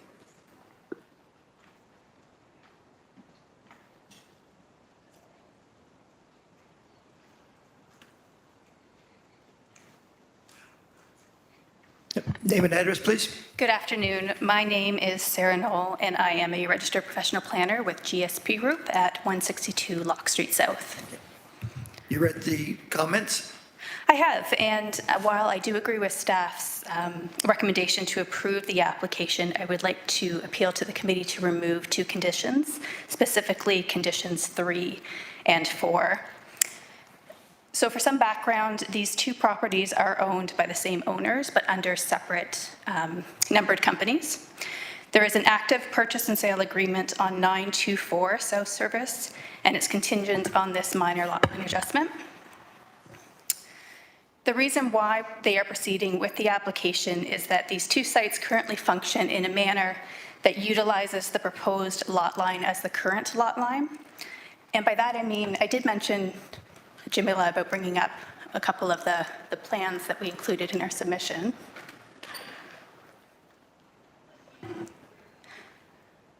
If you can actually pull up first the one from my cover letter. There we go.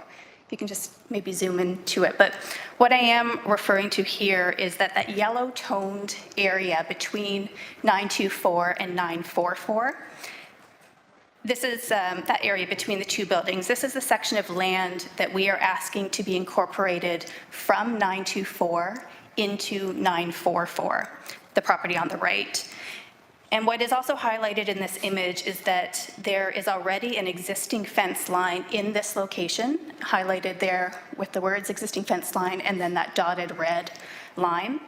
And so it shows that the two properties currently function as if these lands have already been added to 944 South Service Road. And this application is to formalize the utilization of those lands as they currently exist. So what is important to understand is that there's no changes to the site as it functions today with the approval of this application. So condition 3 specifically speaks to confirming zoning regulations, but again, there is no change to the site with regards to the current function and the current design. Everything is existing. And then condition 4 speaks to complying with the Ontario Building Code regarding spatial separation. And Jamila, if we can go back to that first plan that you had.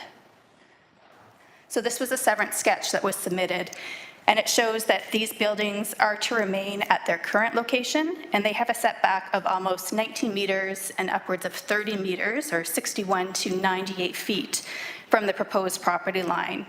And building to building, they would be 45.5 meters or 149 feet separation between the two buildings. So if it is the will of committee, I respectfully ask for the approval of this application with the modified conditions, removing conditions 3 and 4.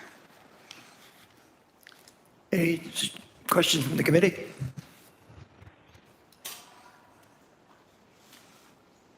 Does planning have any concerns about that?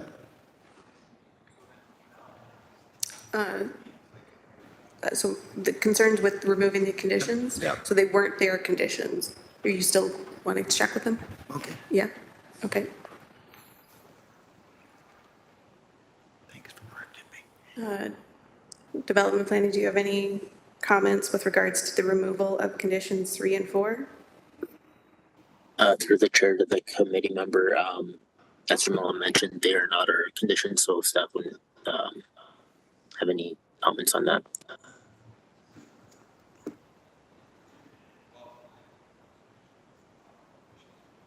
Committee?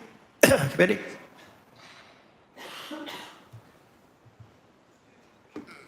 So the applicant wants to remove conditions 3 and 4? That is correct, through the chair. 4, okay.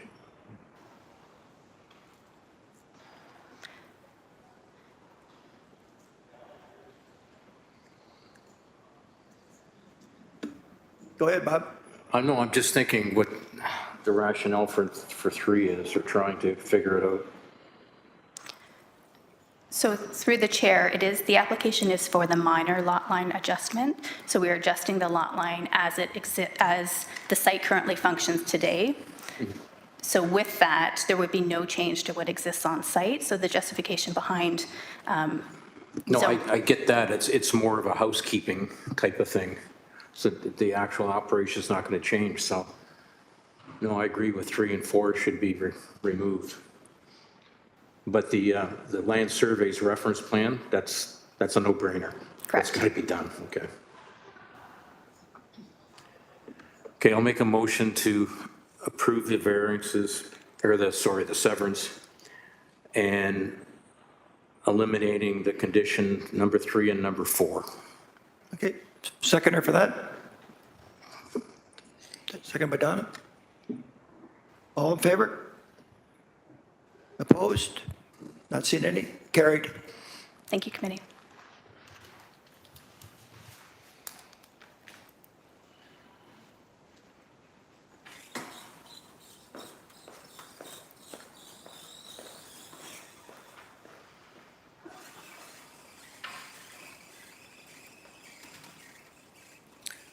All right, and we're all set for the next file. We're hearing A2481 for 19 Dawson Avenue in Stony Creek.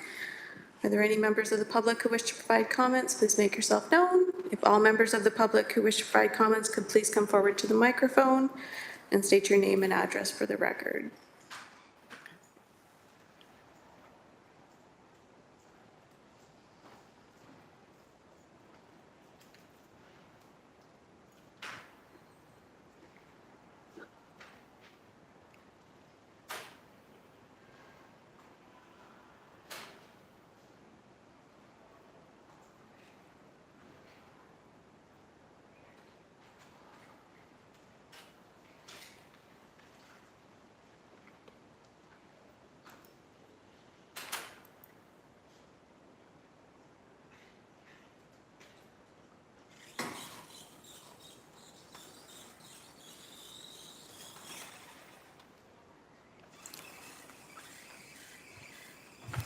Name and address, please. When you get Brad Ackles, 30 Evergreen Avenue in Stony Creek. Go ahead. I'm here today to oppose the variances requested in the above application. I want to make it clear it has nothing to do with Habitat for Humanity, but it is personal for me. I've lived in the same neighborhood since 1955 and my current location for over 30 years. You've received various resident letters in opposition citing their concerns about parking, pedestrian safety, water pressure, real estate values, but I want to challenge the variances from my review and interpretation of the documents by the applicant and planning staff. This property is site-specific. It has already gone through an extensive review. Council supported the residents 7-1 by rejecting the prior owner's request for 6 units at 3 stories.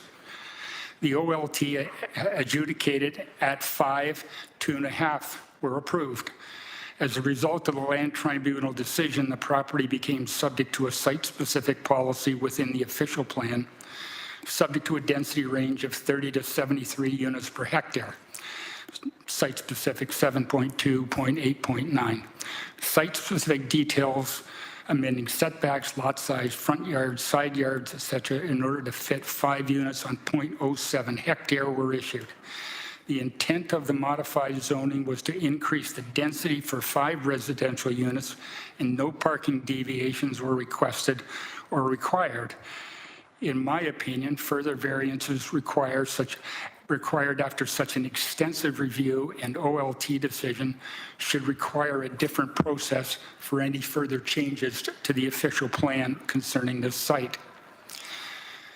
Density, as I've mentioned, the density range is 30 to 73 units per hectare. That's an agreed statement with the applicant, staff, and the official plan. As Stony Creek bylaw 3692-92 regulates the lands, one must include the secondary dwelling units in the density calculation. By definition, density means the number of dwelling lots per hectare on a lot.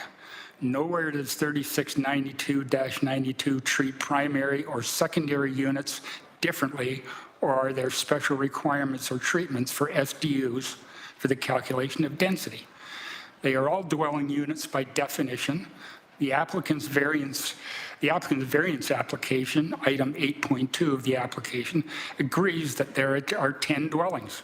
10 dwellings on 0.07 of a hectare is 143 units per hectare, almost double the units under the official plan. For bylaw 05200, which is referred, in the planning staff comments, the parking rates requested would be brought into zoning by bylaw 05200 through bylaw 24051, which apparently is under appeal. Relief from Stony Creek bylaw 3692-92 is also being sought under 24-052. However, 05200, the comprehensive bylaw, refers to SDUs as additional dwelling units. And under section 4.33 of the comprehensive bylaw 05200, it says no more than 4 dwelling units shall be permitted on a lot that contains an additional dwelling unit.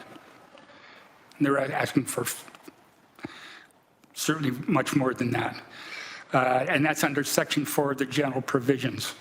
As of April 10th, 2024, both bylaws are shown as not final and binding. If the applicant can use a proposed change to the parking rate under 05-200 as aligned with city objectives as part of their planning rationale, then we should be able to use a similar application of 4.33C to reject the variance application. I don't believe it was the intent of the bylaw to put 10 units on a single-family lot, but rather 433C is a more accurate reflection of the planning position. The sole reason the applicant can't comply with the parking provisions is insufficient lot area to accommodate the SDUs, which is just not good enough. Sometimes documents like these are written with good intentions but have unexpected consequences. SDUs are relatively new with limited real-life examples. This is a unique situation, and I don't want our neighborhood to be an experiment gone wrong. We can't solve affordable housing issue on one single family lot. Further variances should not be granted. Until these documents are in sync or not works in progress, I would ask you to reject or table the variances, or at the very least, set aside this agenda item and refer back to staff for further review and comprehensive explanation. Thank you. Thank you for your comments. Are there any other members of the public who wish to provide comment for A2481? So all members of the public who wish to provide comments must come forward to the microphone.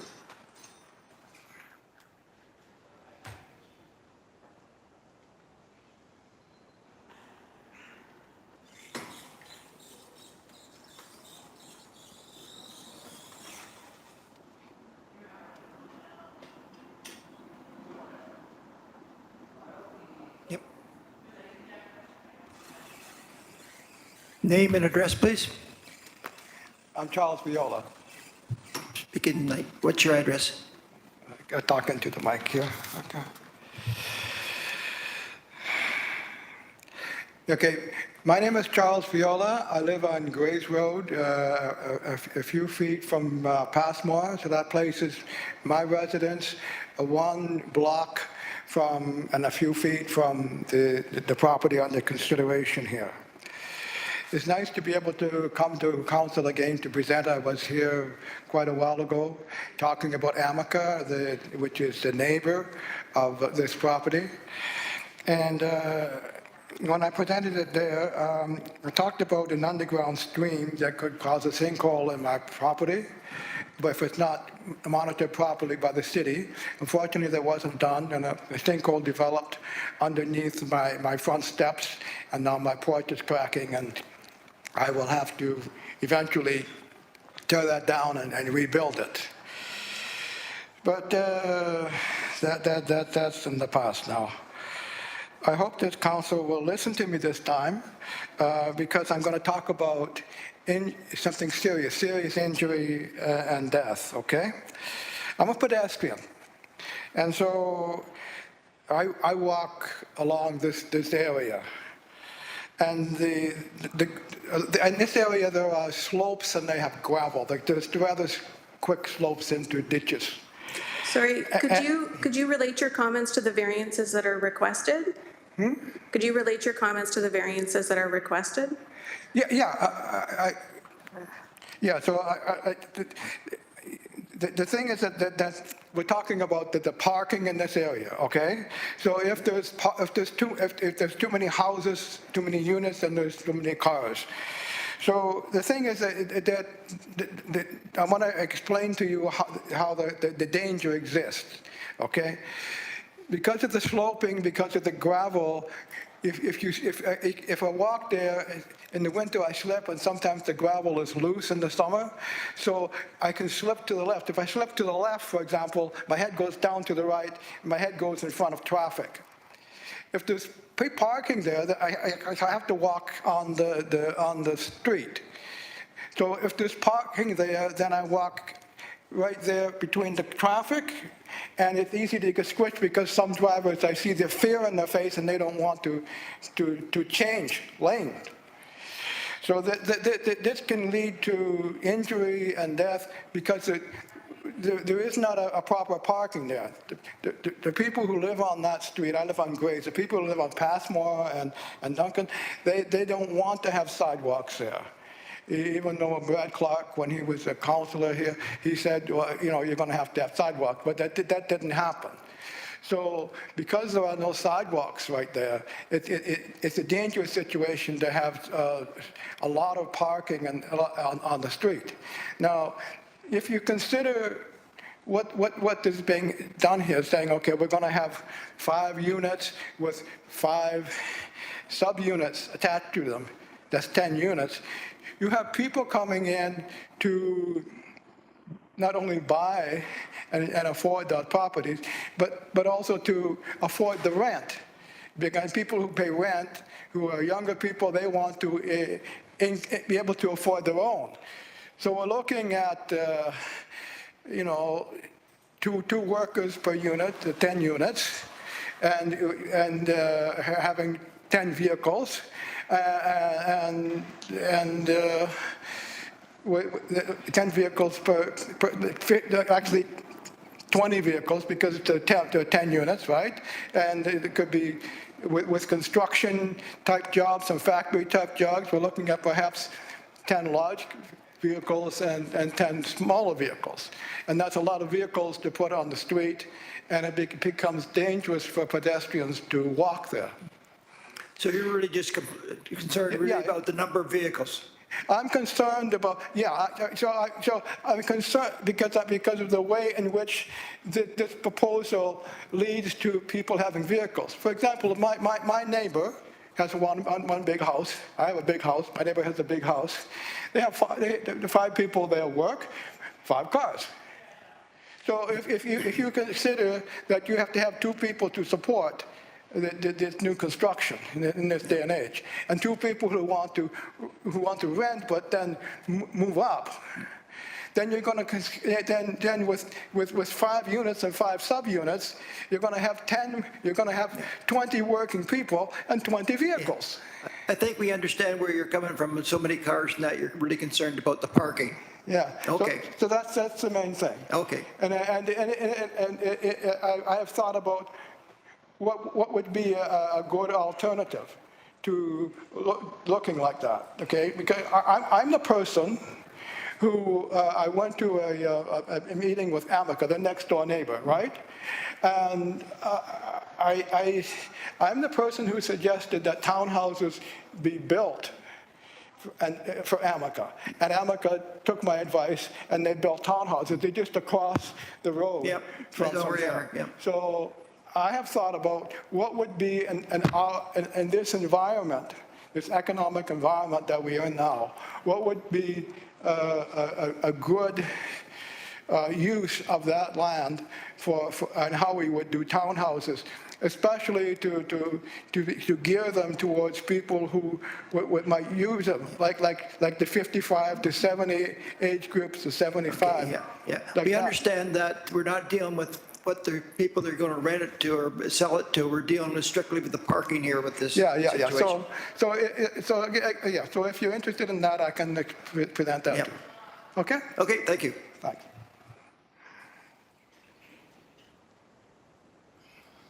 All right, would the agent or applicant for the property please come forward? Or unmute yourself if you're attending virtually.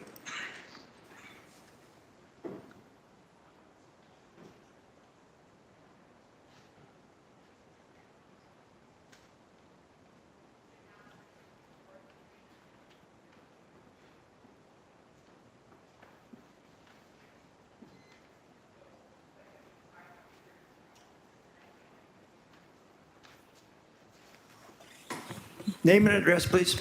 My name is Terry Johns, founder and president of Land Use Professional Planners.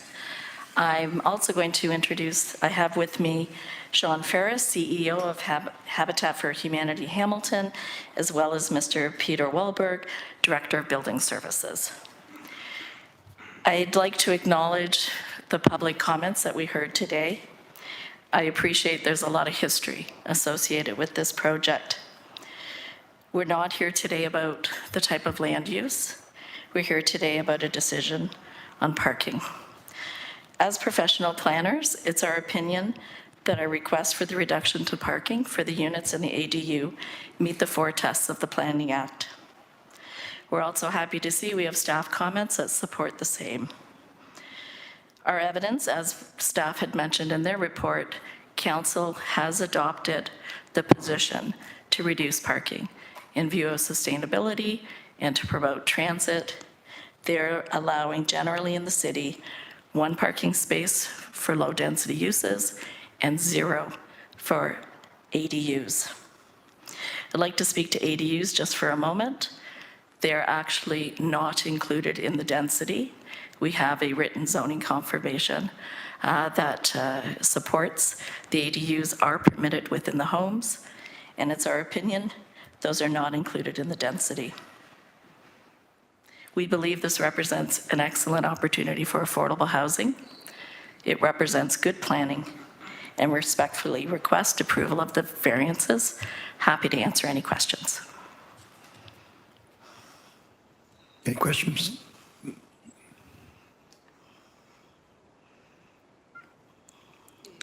I think the staff are satisfied that the reduction in parking spaces from 2 to 1 space for each townhouse dwelling and 0 parking space for the secondary dwelling unit is minor in nature. And I think we should I'd like to make a motion to approve it as submitted for variances 1 and 2. Seconder on that? I'll second it. Sebastian? All in favor? Opposed? Not seeing any? Carried. Thank you very much.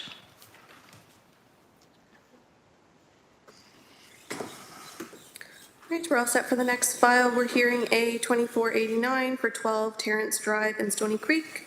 Are there any members of the public who wish to provide comments? Please make yourself known.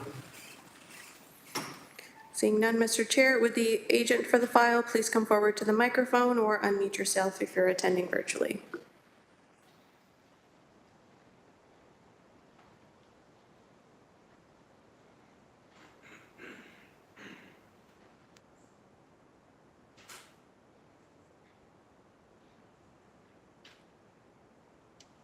Would the agent for the file A2489 for 12 Terrence Drive please unmute yourself?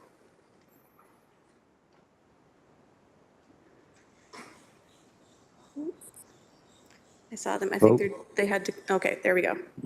Hi, this is Gabriel. I'm with Jordan Station Design Co., the agent. The address is 3836 Main Street. Have you read the recommendations from staff? Yes, sir. Any comments on that? No comments. No comments? Questions from committee?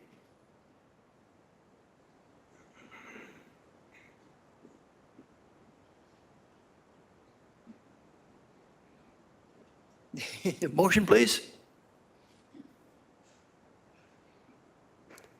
After reading the comments and going through everything, I think we should, I'll make a motion to approve the application. And if I recall, there's no conditions attached to it. Seconder on that? Donna? All in favor? Opposed? Not seeing any? Carried. Okay, thank you. And we're all set for the next file. We're hearing A2486 for 127 McAnulty Boulevard in Hamilton. Are there any members of the public who wish to provide comments? Please make yourself known. Seeing none. The owner for the property, please come forward to the microphone or unmute yourself if you're attending virtually. Good afternoon, everyone. Hope everyone is well. My name is Daryl Kuzik. I reside at 127 McNulty Boulevard. Have you read the comments? I have, sir. Any problem with them? I have already obtained a encroachment agreement and it has been registered to the title of my property. Any questions from committee? Sebastian? I think at this point, since the encroachment agreement is already in place, we should approve it. Now, there was a condition of the encroachment agreement. Guess we'll still leave that in since we don't have it in front of us right now. But basically approve it with the condition as listed. I can ask the staff here. Thank you. Spencer Skidmore, Area Planning Manager. Yeah, we'd prefer you keep it in just because we haven't seen a copy of it, but it should be a fairly easy one to clear because apparently he has received it and it's been registered on title. So no concerns from our perspective, but we would prefer you leave it in just so we have that ability to ensure that it is in place. Okay. Thank you. Very good. Sorry, so that was a motion? So the motion is to approve it with the condition of the encroachment agreement. Yeah, I'll second it. Second by Sebastian. All in favor? Opposed? Not seeing any. Carried. With that Thank you very condition much. Left in. Have a wonderful day, everyone. Thank you. Right, we're all set for the next file. We're hearing A 2487 for 1850 Barton Street East in Hamilton. Are there any members of the public who wish to provide comments? Please make yourself known. Seeing none, would the agent please come forward to the microphone or unmute yourself if you are attending virtually?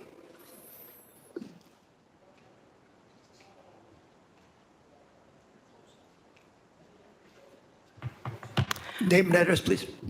Good afternoon, Mr. Chair and the members of the committee. My name is Jonah Basedemuga. I'm a senior planner from Corbett Land Strategies, and I am representing the client today who was joined virtually with Brett Howell and Frank Abrantes. Did you read the comments? Yes, I have, and we agree that that the proposed variance seeking for a side yard is approved, and we're happy with the proposed the conditions. However, I would like to take this opportunity to respond to the denied variance to the front yard setback. Okay. We believe that I have provided some visuals that I would like to show to the committee. All right.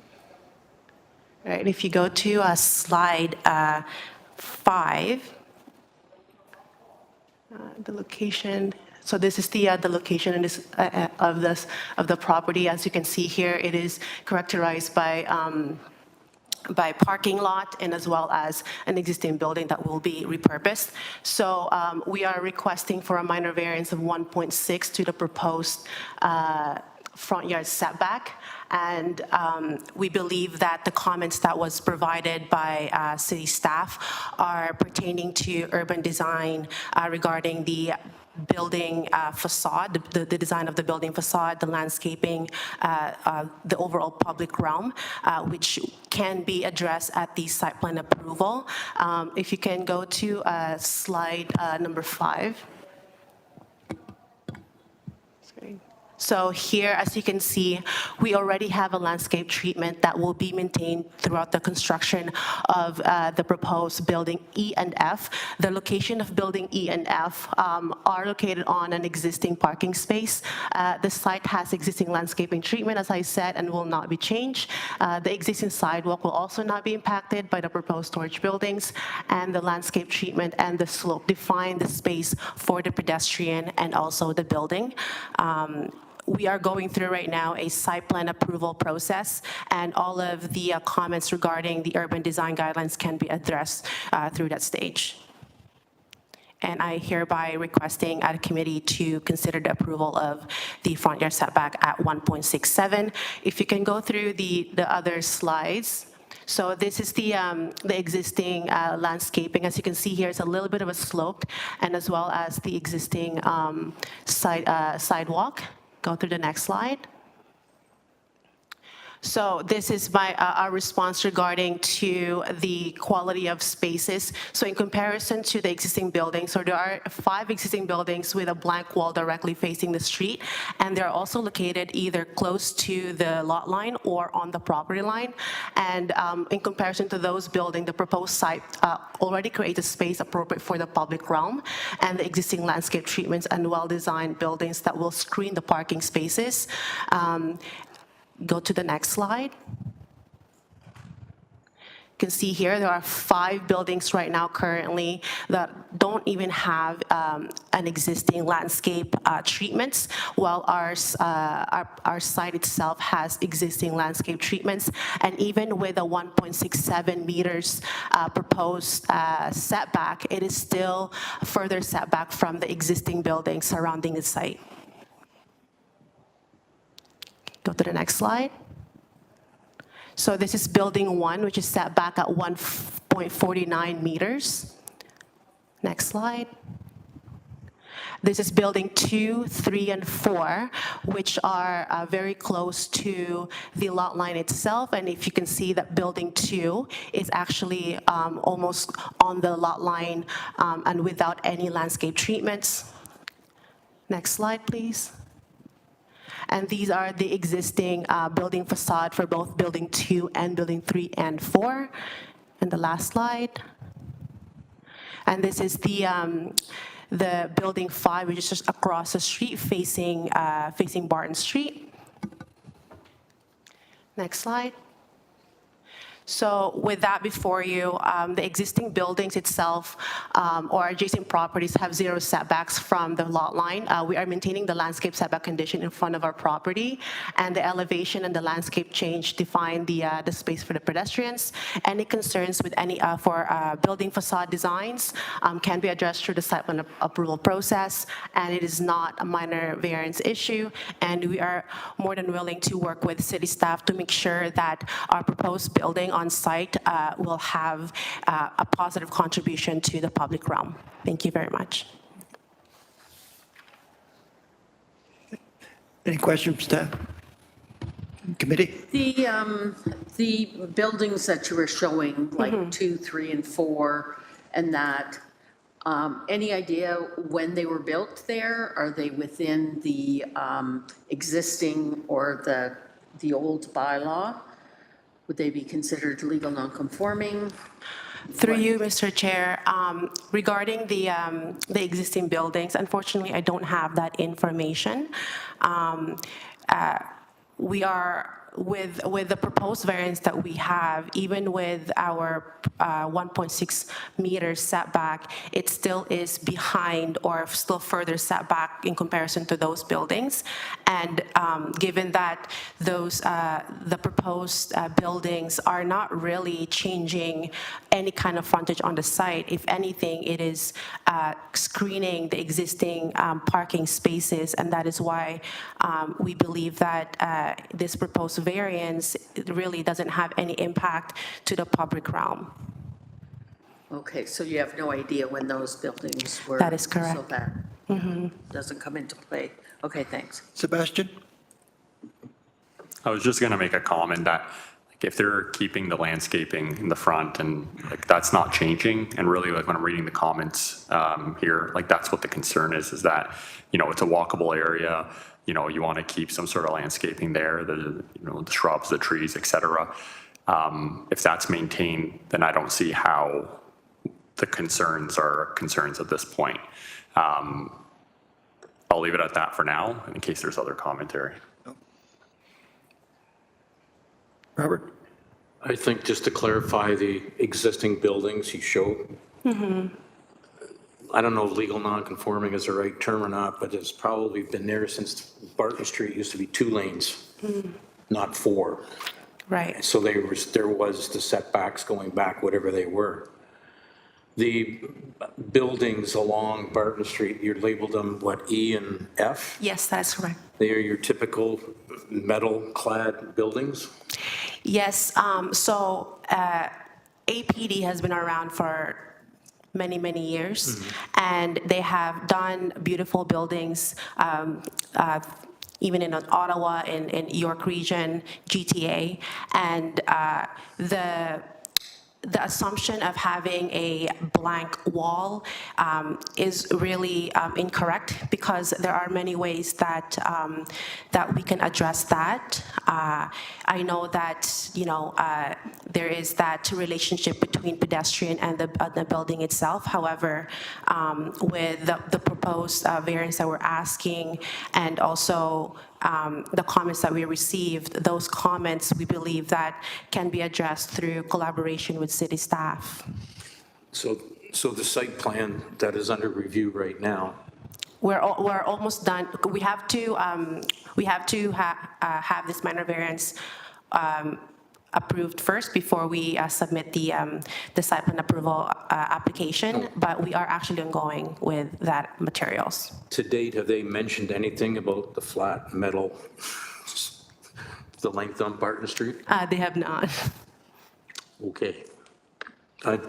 Back to Sebastian's point, if the landscaping is maintained or even beefed up, it would be viable, but I think they've, in good relationship to the street, that'd be nice to have, other than corrugated metal Right. along that facade along Barton Street. But I know that's not what we're here for today. That's wishful thinking. In speaking with our client, we are open to ideas on what kind of treatments we can provide on the building facade. They have done buildings that are not metal at all, but they have provided some brick or any kind of like natural materials in order to complement the site itself, especially with the greenery fronting the site. Comment from the staff? I'm going to get a comment from the staff here first. Sorry, through you, Mr. Chair. Just wanted to clarify, we haven't commented on the look of the building yet because the site plan has not been submitted yet. So there's no site plan application before staff currently. Should the variance be granted, if the building is allowed to be that close to the right-of-way, there are, I would say, limited tools in our inventory through the site plan process to require certain materials to be cladded on the building. So they're showing on the site plan right now a metal clad building. So staff's comments were formed with the understanding that that's what we're going to get at site plan stage, because we have very little means to require otherwise, given the recent changes to the section, the site plan section of the Planning Act. Thank you. Go ahead, Donna. Has anyone looked into, with them being so close to the sidewalk, what the visibility is for pedestrians? How far back are they from the exit? With the cars coming out the exit, can pedestrians see these cars coming out with the building so close to the sidewalk? We have not been in that stage yet, but given that so the question is the visibility of the building from the pedestrian point of view? The visibility of vehicles exiting the property. Oh, so. Because the sight line may be with the building so close to Right. it doesn't allow for the pedestrians to see vehicles that are coming out of either end of the building. It looks like they're pretty close to the exit roadways. So with the sightline, part of the site plan approval materials we're providing is the traffic, the in and outs of the building, which is. But from my understanding of what we are proposing, because the building is not tall enough that it's not going to obstruct any kind of sight from a point of view of a vehicle or any pedestrian at all, because it's also not really, the building itself is also not fat either. So it's really just where the height of the landscaping trees, it's not even taller than that. So I believe that with the sightline concern, I don't think that there is a concern at all. Any other questions?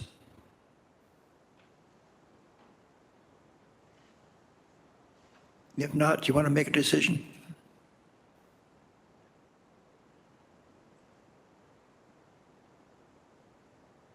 Motion, I would motion to approve the variances 1 and 2 with the proposed condition. seconder of that? I'll say.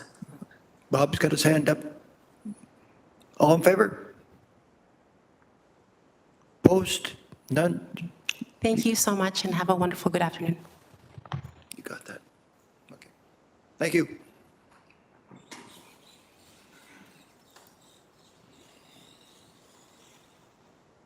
All right, we're all set for the next file. We're hearing A2477 for 44 Normanhurst Avenue in Hamilton. Are there any members of the public present who wish to provide comments? Please make yourself known. Seeing none, would the agent for the file please unmute yourself or come forward to the microphone if you're in person? Good afternoon. Christian Arias of Zoltan Engineering here on behalf of the owner. Have you read the comments? Yeah, I just do. I have one question for the zoning staff if they're available. Yes. Zoning staff available?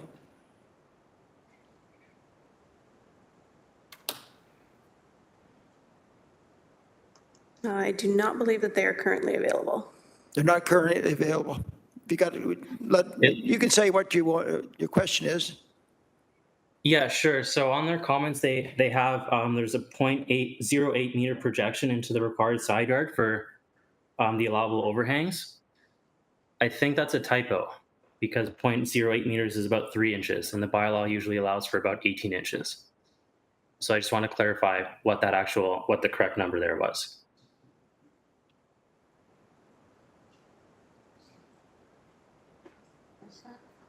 It's just a comment, not a condition. Comment, okay. Yeah, it's just a comment, not a condition. I just wanted to clarify with the zoning staff if they were available, but if not, I can just follow up with an email or something like that. Yeah, just follow up with it because they're okay with everything. Yep. And the comment was there. Any motion? I'll make a motion to approve approve it as that the variance is minor and desirable for the lands. I'll second that. Second by Donna. All in favor? Opposed? If none, carried. Thank you. Okay, thank you.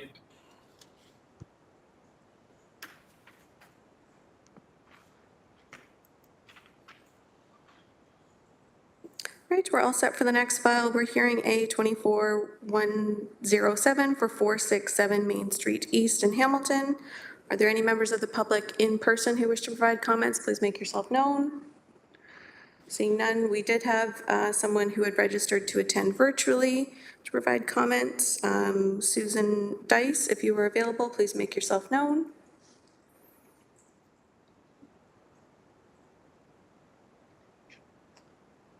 I do not currently see them. Would the agent for the file please come forward to the microphone or unmute yourself if you are attending virtually? Hopefully, there we are. Good afternoon. My name is James Hettinger with McCallum Sather Architects.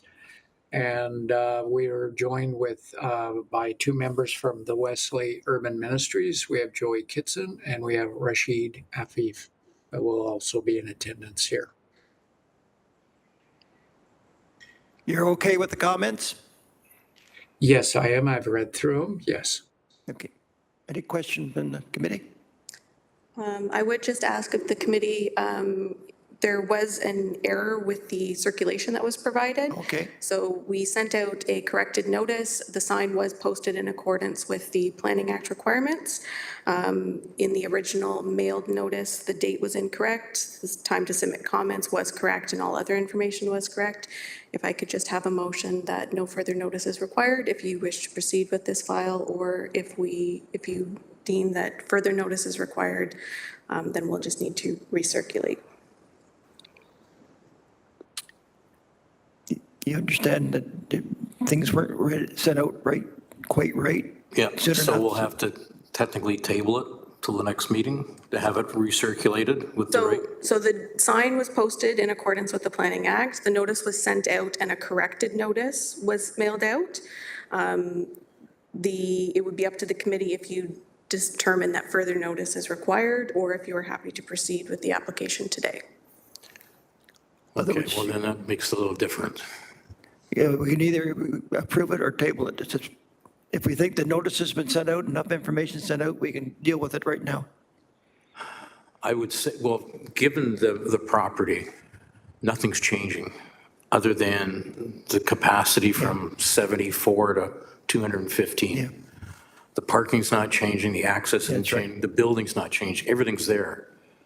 So I would say let's approve it and Okay. go on. You're making that a motion?